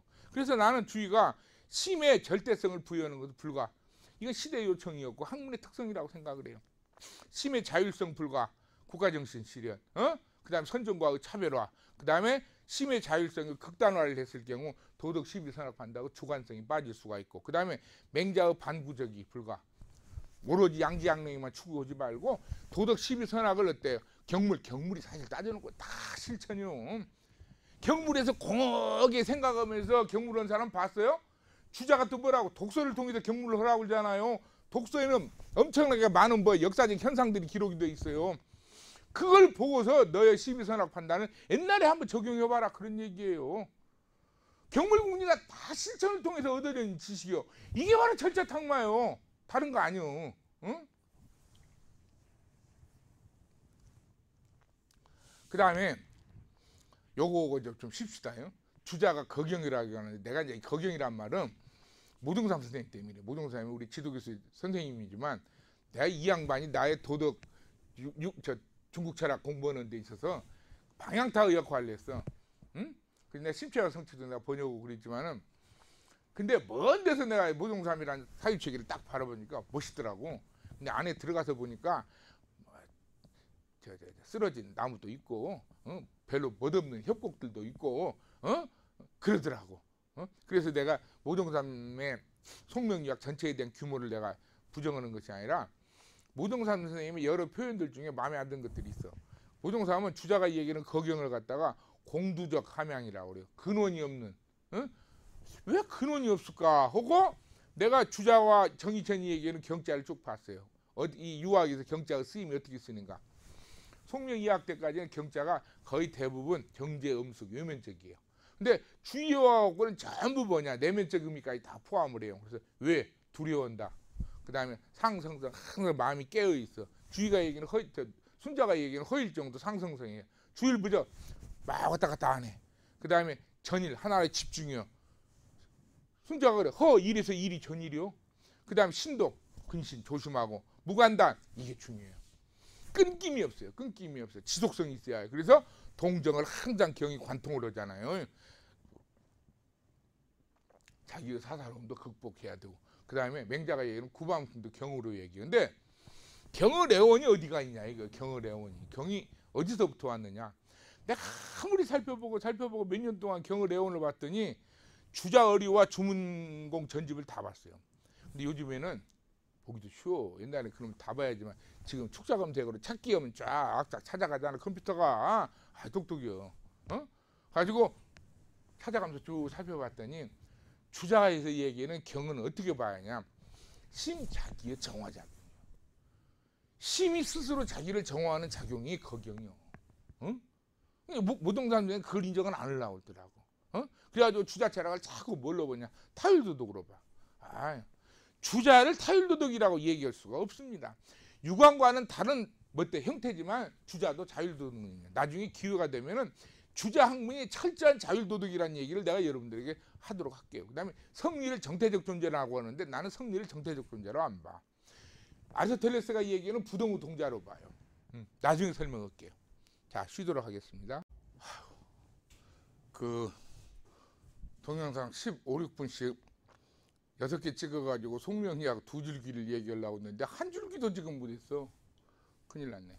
그래서 동영상 하나 더 찍으려합니다. 그래서 동영상 7개를 찍어가지고 여러분들께 올리려니까 편하게 들으세요. 제가 그 강의를 하면서 그런 생각을 가끔 해요. 철학사에, 기존 철학사에 다 나와 있는 얘기만 할 것 같으면 그 철학사 보면 되지.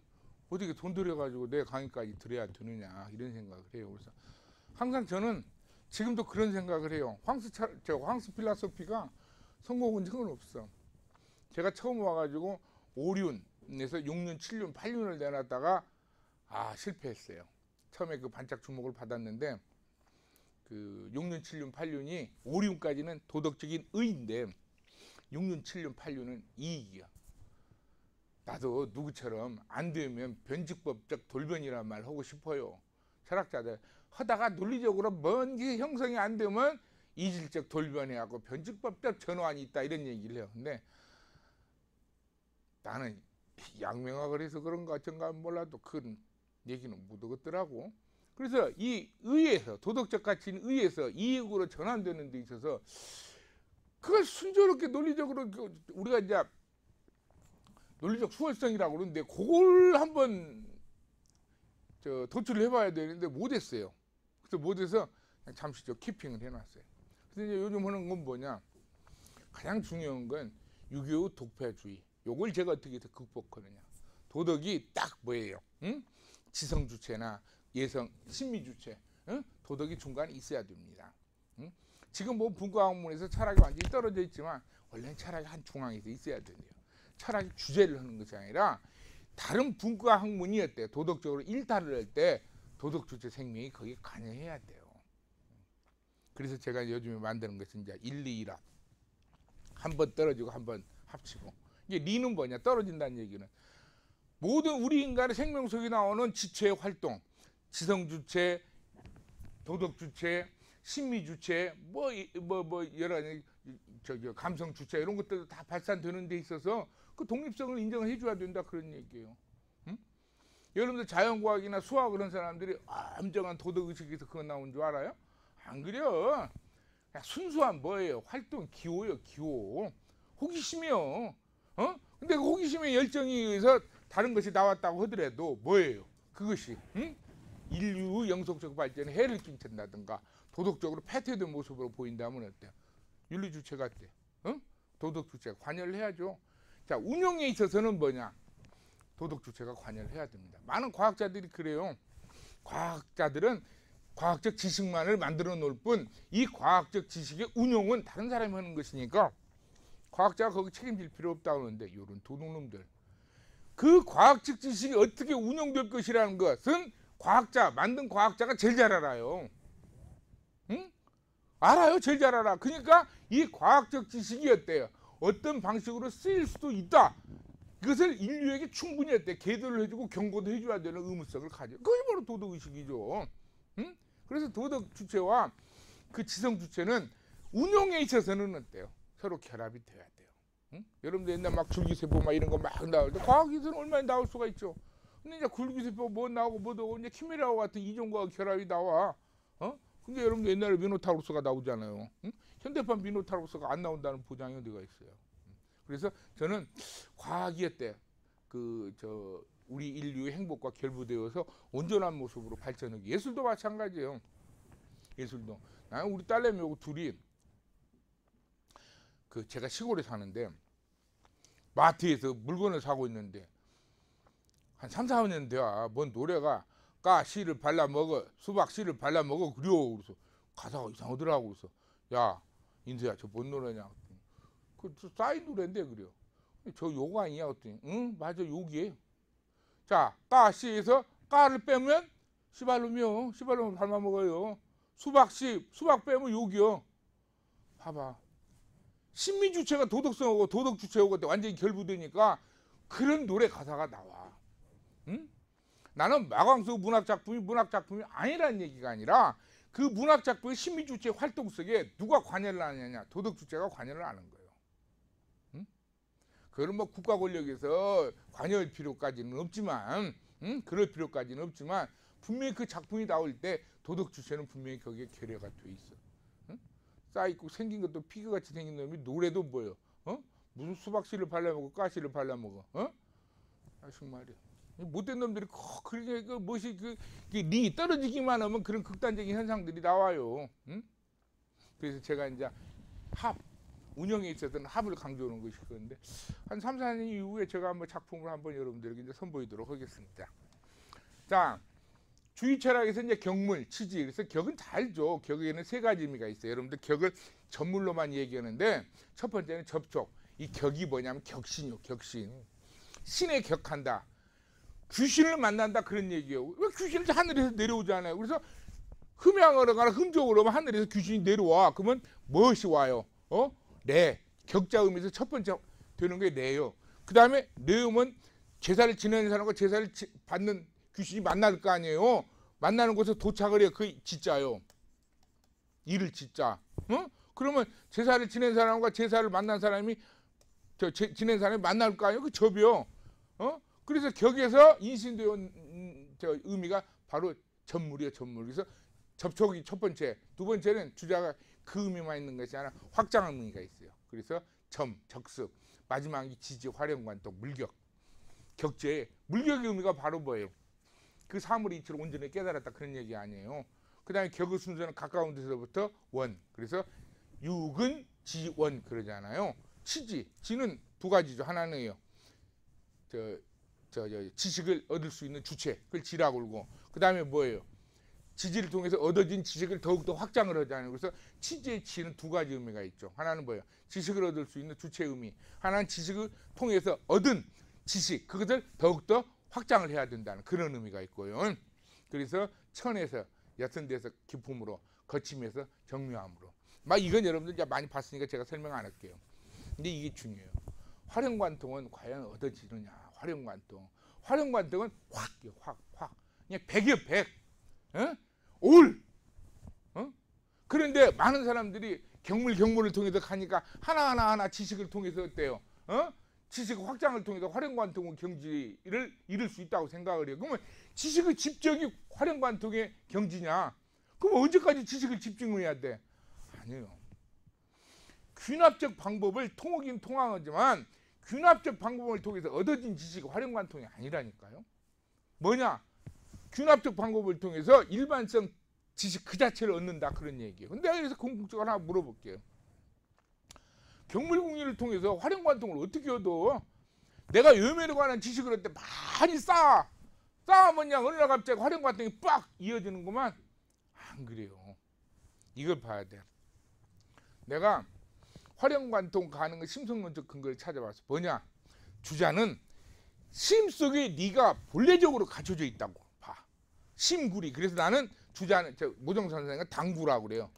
후천적으로 경물궁리를 통해서 심에 네가 갖춰져 있다고 하는데 나는 안 그래요. 당구도 있지만 본구. 근데 본구가 뭐냐? 맹자처럼 심 속에 갖춰 있는 니를 구방심을 통해서 얻은 것이 아니라 경물궁리를 통해서 밖에 있는 니와 야가 이렇게 넘어갔어. 밖에 있는 니와 니를 경무르 방법을 통해서 어때? 지식을 얻고 그 다음에 자기 심 속에 갇혀 있는 니와 어때? 인증의 관계라고 그래. 나는 그걸 인증이라고 그래요. 가만 있어봐. 인.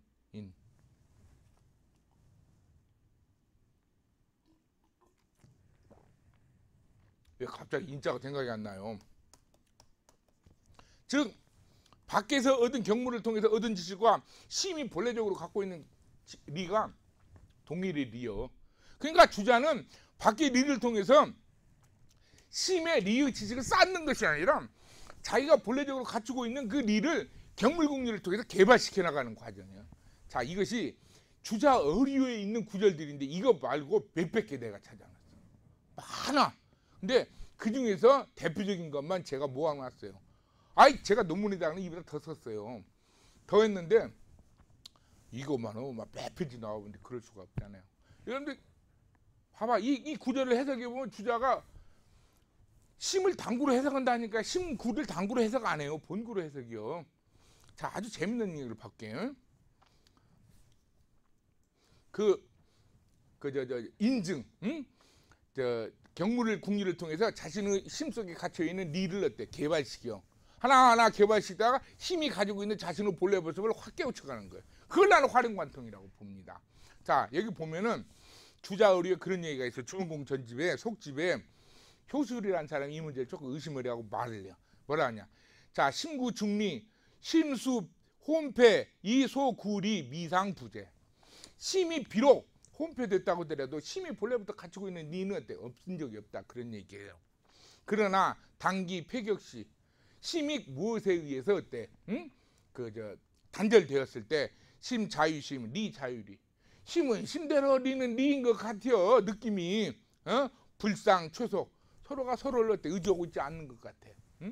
자, 여일물. 그래서 뭐예요? 두 개의 사물 같아. 리는 리고 심은 심인 것 같다 이 말이에요. 그런데 미격, 이게 경물로 하지 않았을 때 여기서 아마 리라는 격은 제가 봤을 때는 지지로 봐야 돼요. 편각 차 일물지 리여 이불흔입 사위 심의지리 이오심 요염 무지 그럽니다. 자, 내가 경물을 하지 않았을 때는 어떤 느낌이 드느냐? 이 물질이 밖에 있는 리와 그 다음에 뭐예요? 내 마음속에 있는 리가 서로 어때요? 두 개가 되어가지고 서로가 서로 한꺼번에 들어오지 않는 것에 대해서 어때? 흔은 유감으로 생각하지 않은 것 같아요. 그래서 뭐라고 하냐? 심의지리. 심 밖에 리가 따로 있는 것 같아요. 그래서 오심. 나의 마음속에 이 리가 어때? 저 요연이 없는 것 같은 느낌이 들어. 그러나 급기 격지. 내가 그 사물의 리를 어때요? 응? 경물했을 때 편각 피물질이 위오심 소유지물. 바로 무엇을 느끼느냐? 아, 저 사물의 리가 내심이 나의 본심이 본래부터 갖고 있는 것이란 걸 아는다 그런 말이에요. 그래서 부리제오심, 이 리는 본래부터 내 마음속에 있었다 이 말이에요. 그래서 부이미지이무, 내가 그 리를 몰랐다고 해서 없는 것도 아니고 부이기, 그것을 어때요? 내가 경물궁리를 통해서 알았다고 해서 그것이 있는 것도 아니다. 본래부터 갖춰진 것이다 하고 물어보니까 주자가 뭐라고 하냐? 극시. 아주 좋은 말이다 그런 얘기죠. 극효로운 말이다. 자, 주자열은 뭐라고 그래요? 붐도리 객시 자유지물. 자유는 본래부터 있었던 물이다 그런 말이에요. 즉 물은, 도리는 내가 본래부터 갖고 있었던 것이다 이 말이에요. 비종외득, 바깥에서 얻어온 거 아니야. 밖에 있는 것을 막 갖다 내가 쌓는 거 아니야. 밖에서 얻은 지식을 가지고 내 마음속에 있는 일을 어때 인증을 해나가는 거예요. 계속 하나하나 깨우쳐 가는 거예요. 그러다가 확 깨우쳐. 그래서 소위 지자, 이른바 안다는 건 바로 뭐냐? 편지시 지득 저 도리, 나의 도리를 안다는 것이지. 여기 봐봐. 비시 이 아지지 피 지피 도리, 나의 지성 주체를 가지고서 저 밖에 있는 도리를 내가 아는 것이 아니다 그런 얘기예요. 도리 본 자유, 도리는 본래부터 있었던 것이다 이 말이에요. 용지방 발득 출래, 내가 뭐예요? 그 리를 온전하게 인증을 했을 때 내 마음속에 갇혀있는 네가 확 드러난 것이다 그런 얘기예요. 그래서 나는 활용관통을 말이에요. 밖에 리를 가지고 계속 집적을 통해서 하나하나 몽땅 쌓아가지고 내 마음이 빵 터져버리는 것이 아니라, 너무 많이 쌓아가지고 그게 아니라 내 마음속에 리가 본래 갖춰져 있고 이 리와 바깥의 리는 동일해요. 근데 바깥의 실천을 통해서 내가 가지고 있는 리의 주관적을 하나하나 극복해가는 과정이에요. 응? 그래가지고 모든 이성을 갖춘 모든 사람들에게 유효하게 적용될 수 있는 어떤 하나의 도덕적 원칙은 본래 모습, 화해의 원칙, 도덕 시비 선악이 지향하는 어떤 가치, 이런 것들을 온전히 깨우친 것이 바로 활용관통가 아닌가. 어떤 사람 현묘하게 막 써사더라고. 스님들보다 더 어렵게 얘기해 볼더만. 자, 그 다음에 요 원대 얘기는 제가 안 할게요. 여기까지 얘기하려면 이제 엄청 시끄러워. 근데 이제 명대 철학에 들어가면 제가 이제 명대 얘기를 하도록 하죠. 주인은 여기까지 얘기하고 다음 시간에 제가 토론 시간에 더 얘기할게요. 명대 초기만 하더라도 완전 주저학천하예요. 이때 이제 뭐냐? 주원장이 원나라가 몽고족 중심 아니에요. 몽고족 중에서 가장 문제가 되는 것이 뭐냐? 여인의 정절이 무너져 버려. 왜 그러냐면 유목민족들은 그냥 형수가 형이 죽으면 형수가 아기를 낳을 수가 있어. 그럼 형사 취수주들을 긍정하잖아요. 고구려 때도 있었어. 그거예요. 형사 취수제도가 유목민 속에는 다 있었어요. 왜? 아이를 생산할 수 있는 사람은 어때? 그대로 방치하는 것은 이 종족 부족을 때 유지하기가 힘들어. 그러니까 여러분들 칭기스칸 어머니도 아버지가 예수계이가 칭기스칸 어머니가 다른 데로 시집 가려고 온 사람은 어때? 습격을 해갖고 칭기스칸 어머니를 뺏어와. 나중에 그 문제 때문에 칭기스칸 아버지 예수계이가 죽죠. 근데 칭기스칸 아버지가 죽었을 때 칭기스칸의 그 큰 형이 백터르예요. 백터르. 그러니까 본분에서 난 큰아들이에요. 백터르한테 칭기스칸 어머니가 시집을 가려고 그래요. 근데 칭기스칸이 13살 때인가 그래요. 자기 동생 9살인가. 가지고 둘이 야, 엄마가 저 백터르한테 시집 간다는 걸 너 용인하냐? 그러니까 동생도 못 오겠다는 거예요. 그래서 형을 호수로 불러와. 형이 딱 도착하니까 엎드려 숨어있다가 양쪽에서 딱 일어나고 화를 쏘고 죽여버려요. 형을. 응? 이 형한테 자기 어머니가 어때? 시집가는 것을 용납을 못해. 그러니까 죽기 전에 형이 뭐라고 하냐면 내가 너한테 죽을 수밖에 없는데 나는 이 몽고족 우리 집안의 성세를 이루기 위해서 그런 것이지 내가 너 엄마를 뭐 좋아해서 그런 거 아니다 하면서 너는 몽고족이었대. 관습을 어겼다. 그래서 네가 나를 죽일 수는 있지만 앞으로 너를 따르는 사람은 너의 그림자뿐이 없을 것이다. 그래요. 그러니까 너는 철저한 외톨이가 될 것이다. 왜? 몽고의 관습을 어겼으니까. 율법을 어겼으니까. 근데 백터르가 죽을 때까지 헛소리 한 것이지. 뭐 그림자만 따라 유럽 전체 사람과 중국 전체 사람이 따라가 버렸죠. 그냥 몽고족 칭기스칸 뒤를 따라다니죠. 응? 그래가지고 백터르가 죽었다고 그러니까 칭기스칸 어머니가 칭기스칸 보고 뭐라고 하는 줄 알아요? 태무침 보고 승냥이의 간과 승냥 이리의 패를 가진 놈이라고 그래요. 왜? 젊은 놈한테 탁 시집갈 준비를 딱 하고 있었는데 죽여버린 게, 응? 그런 문제까지 발생할 정도로 어때요? 조금 그래 이게. 그래서 몽고족이 정절 문제가 있다. 딱 중국이 몽고족이 지배하면서 정절 문제가 흐트러져 버려요. 이게 주원장이 정절 문제에 대해서 엄청나게 신경을 많이 씁니다. 그래서 3강에서도 제일 먼저 강조한 게 부의부강. 남편이 아내의 별이가 된다. 요것은 좀 회복을 시켰으면 쓰겠어.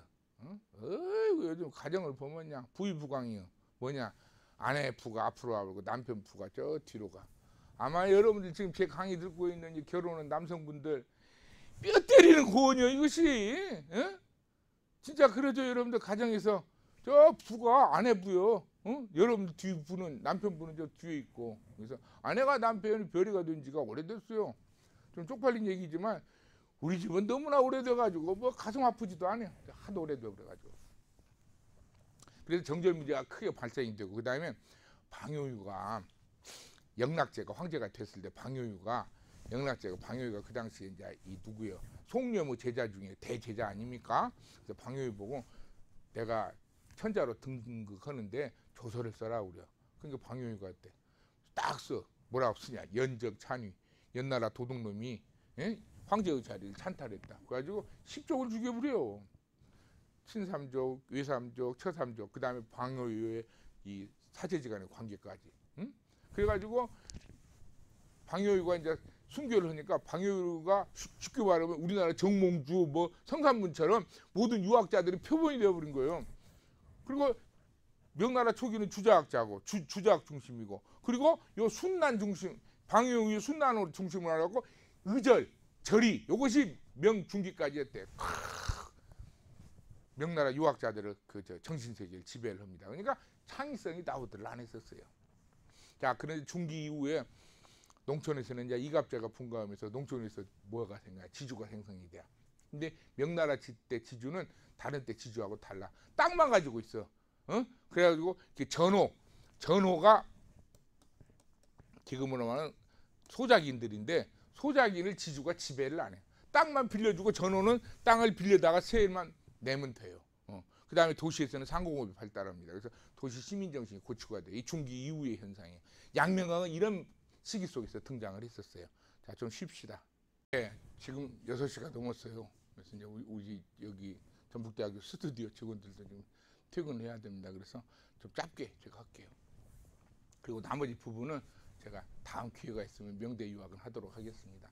명대 그 유림변을 보면 그 얘기가 나와요. 명 초기에 그 주자학자들이 어떤 방식으로 사승관계를 이어갔는가. 자, 유림전에 보면 원부 명초 제유, 명나라 초기 여러 유자들은 개 주자 문인이었다 이 말이에요. 그 제작 전부 주자 문인이었고 지류 여예 다 그 지류 만류들이었다 그런 얘기요.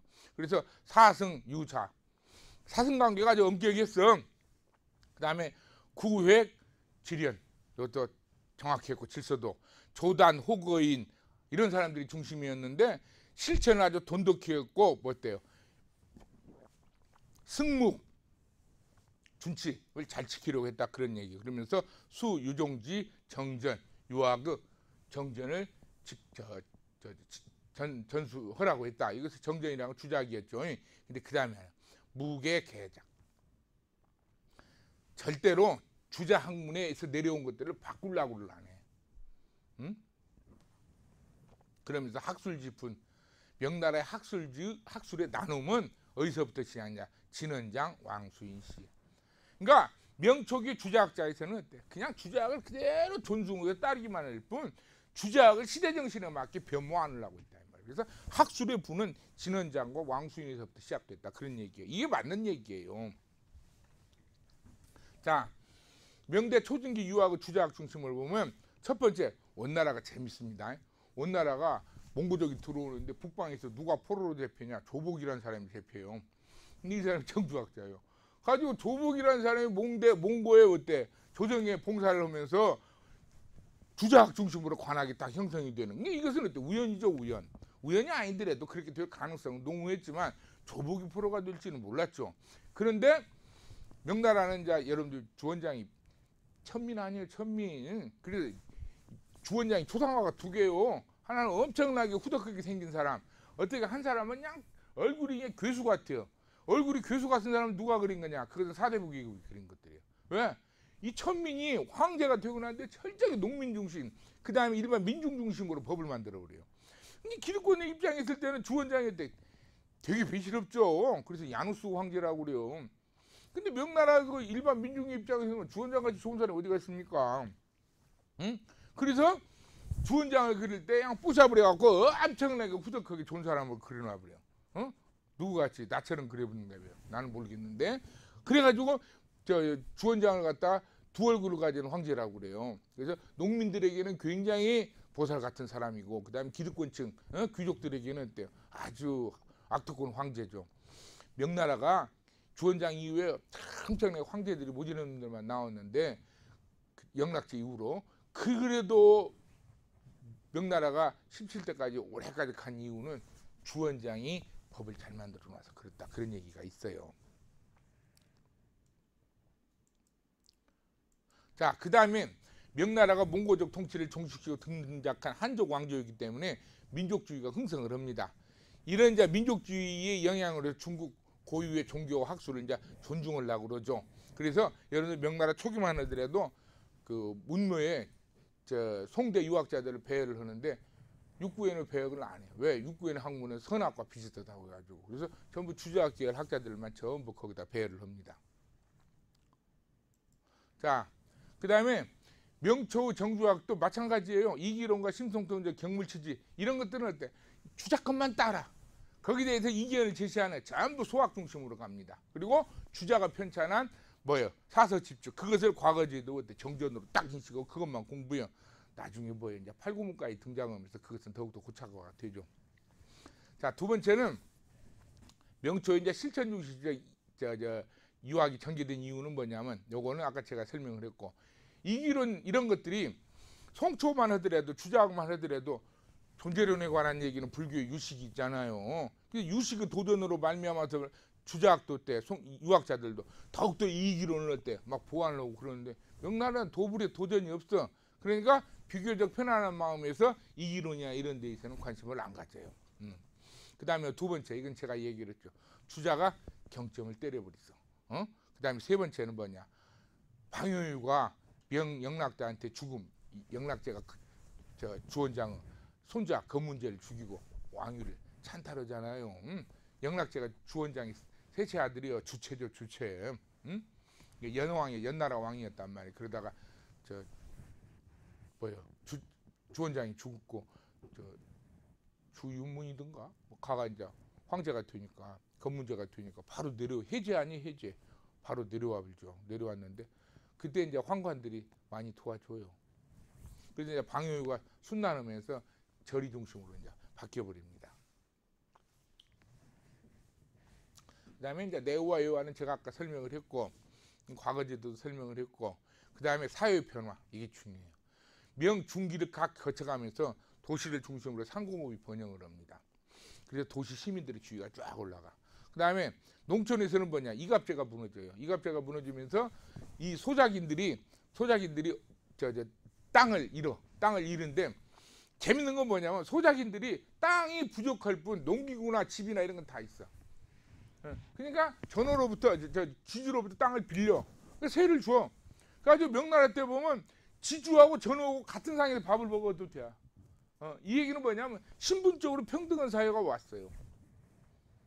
내가 너한테 땅만 빌리고 땅값 주면 되지 않느냐, 그런 얘기요. 근데 명나라 이전에는 뭐예요? 땅을 가지고 애속관계가 형성이 됐어요. 그래서 지주하고 전호하고 같은 밥상에서 겸상을 해요? 택도 없는 소리. 근데 명 때는 그것이 형성이 됐죠. 그래서 뭐예요? 사람들 사이에 평등정신이 내재가 됐어요. 이게 왕수인이었대요. 그렇다고 신분 평등론을 주장하지 않지만 뭐라고 그러냐, 이런 부익이 있어서 이업 동도를 내세웁니다. 산업공상 하는 일은 똑같이 틀리지만은 동도, 네가 추구하는 도나 내가 추구하는 도나 다 진리라는 측면에서는 동일하다, 그런 얘기예요. 그리고 사민평등을 딱 내세워요. 그 다음에 이제 양명의 제자인 사숙제자죠. 사숙제자, 그냥 직전 제자가 아니라 양명의 책을 보고 공부한 사숙제자인데, 왕가는 뭐냐, 사우론 조명론이에요. 이 왕가이 뭔 사람인 줄 알아요? 염전에서 이런 사람이에요. 물론 신한 뭐 염전 노예가 아니라 그 당시 염전은 굉장히 큰 단체였어요. 근데 사후로는 뭐냐? 황제와 내가 신분은 다르지만 도라는 공감대, 도라는 공통 분모를 갖고 서로 뭐예요? 교육할 수 있다 이 말이에요. 이게 너와 나와 서로 도라는 측면에서 나오고 공통 분모를 갖고 있으니까 너와 나와 쌤쌤이요. 그런 얘기요. 굉장히 파격적인 얘기죠. 조명론. 주자의 이기론에 의하면, 주자의 이기론 원래 그런 말 없는데 쭉 내려가면서 주자가 있대. 이 리가 선업성을 강조하다 보니까 그러면 직업에도 그런 리가 있냐? 직분론, 명분론, 직분론. 나다가 뭐야? 정분론으로 가버려 그냥. 정분. 너의 신분은 결정되어 있다 그런 얘기요. 이게 노비는 계속해서 노비가 되는 거요. 그러니까 이런 것들이 명나라가 때는 이제 깨지기 시작해요. 그래서 왕건 같은 사람은 조명론을 내세워. 명은 바꿀 수 있다 그런 얘기예요.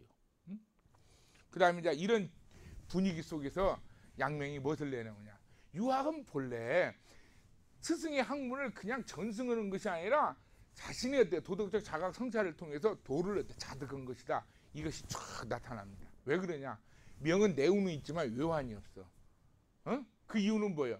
여유로운 분위기 속에서 학문의 자유와 자유를 만끽하는 시대가 명나라 때 도래를 해요. 주자는 그런 여유가 없어요. 왜? 그런 여유 부렸다가는 뭐예요? 이제 그만한테 팍 당하게. 그러니까 어떤 시대적 배경을 통해서 주자는 어때? 자득보다는 주어진 일을 올바르게 인식하는 분위기 속에서 시대 정신을 개척했다면 양명의 시대 정신은 그것과 달랐어요. 사문평등론과 이업 동도라는 그런 분위기 속에서 뭐예요? 사울운도 나오고 뭐예요? 조명도 나오고 양명의 얘기를 쭉 봐봐요. 다 자득론이에요. 그래서 양명이 뭐예요? 자득하였다면 비록 이단이라고 할지라도 자득이 없는 주자의 똘마니와 같은 그런 놈들보다 난 낫다 그런 얘기요. 양주, 묵자, 노자, 석시의 도는 성인의 도와 다르지만 그래도 가들은 자득을 했다 그런 얘기. 자득을 강조해요. 그러니까 여러분들 양명이 육구연의 학문을 전승한 것이 아니라 육구연이 추구한 도를 양명이 자득을 통해서 같이 공감대를 형성한 것뿐이에요. 양명 입장에서 본다면. 그 다음 봐봐.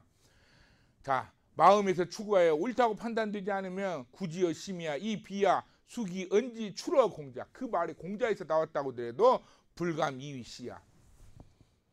공자가 한 부자 공자가 한 얘기라도 내가 할때 그것을 그냥 무조건 옳다고 따르지는 못하겠다 그런 얘기예요. 자, 여기까지만 할게요. 그래서 이제 7개 제가 여러분들에게 돌려보내고요. 여러분들이 한번 잘 들으시고 27일 날 11시인가 10시인가 잘 모르겠네요. 하여튼 제가 시간을 확인해서 줌을 통해서 여러분들하고 충분한 대화를 하도록 하겠습니다. 자, 여러분들 감사합니다.